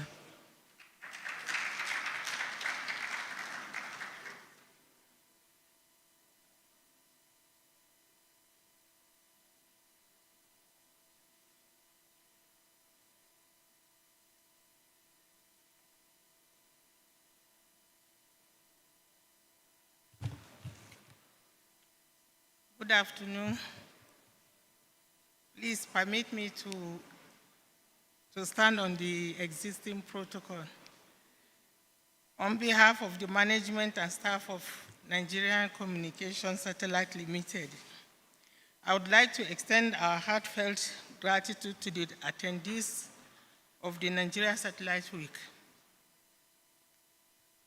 We are truly grateful for your presence and active participation in this event, which was brought together stakeholders from satellite space, the broadcasting industry, telecommunications, and beyond. Your contributions and insights have made this week a great success. And we are excited about the possibilities and collaborations that have been sparked as a result of our time together. We would like to specifically thank our esteemed stakeholders, the satellite industry, for sharing their expertise and knowledge. Your contributions have been invaluable in shaping the discussions and outcomes of this event. We also want to express our gratitude to our sponsors for their hospitality and support in making this week a memorable and productive experience for all. We wish you all safe journey and look forward to future collaborations and partnership within the satellite community. Thank you.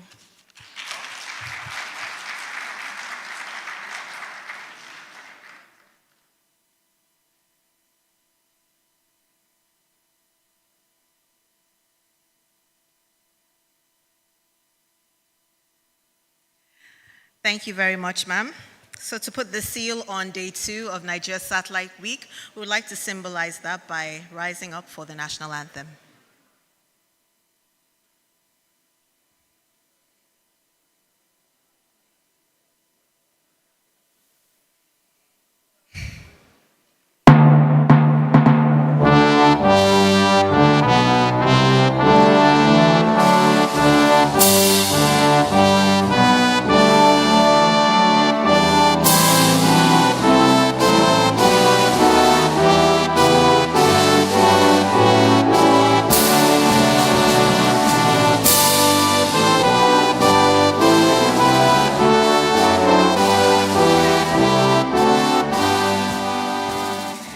Thank you, distinguished ladies and gentlemen. We've come to the end of day 2.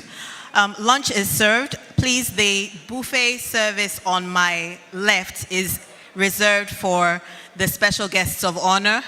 The Managing Director, NIGCOMSAT, will be leading the team to lunch, and then all the other buffet service points are free for us all. Thank you, enjoy your lunch, and see you tomorrow at the NIGCOMSAT Accelerator Demo Day, Day 3.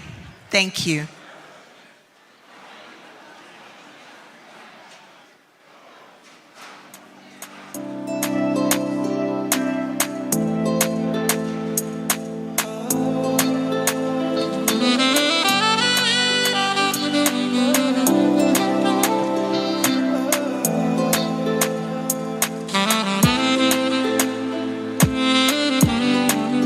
Record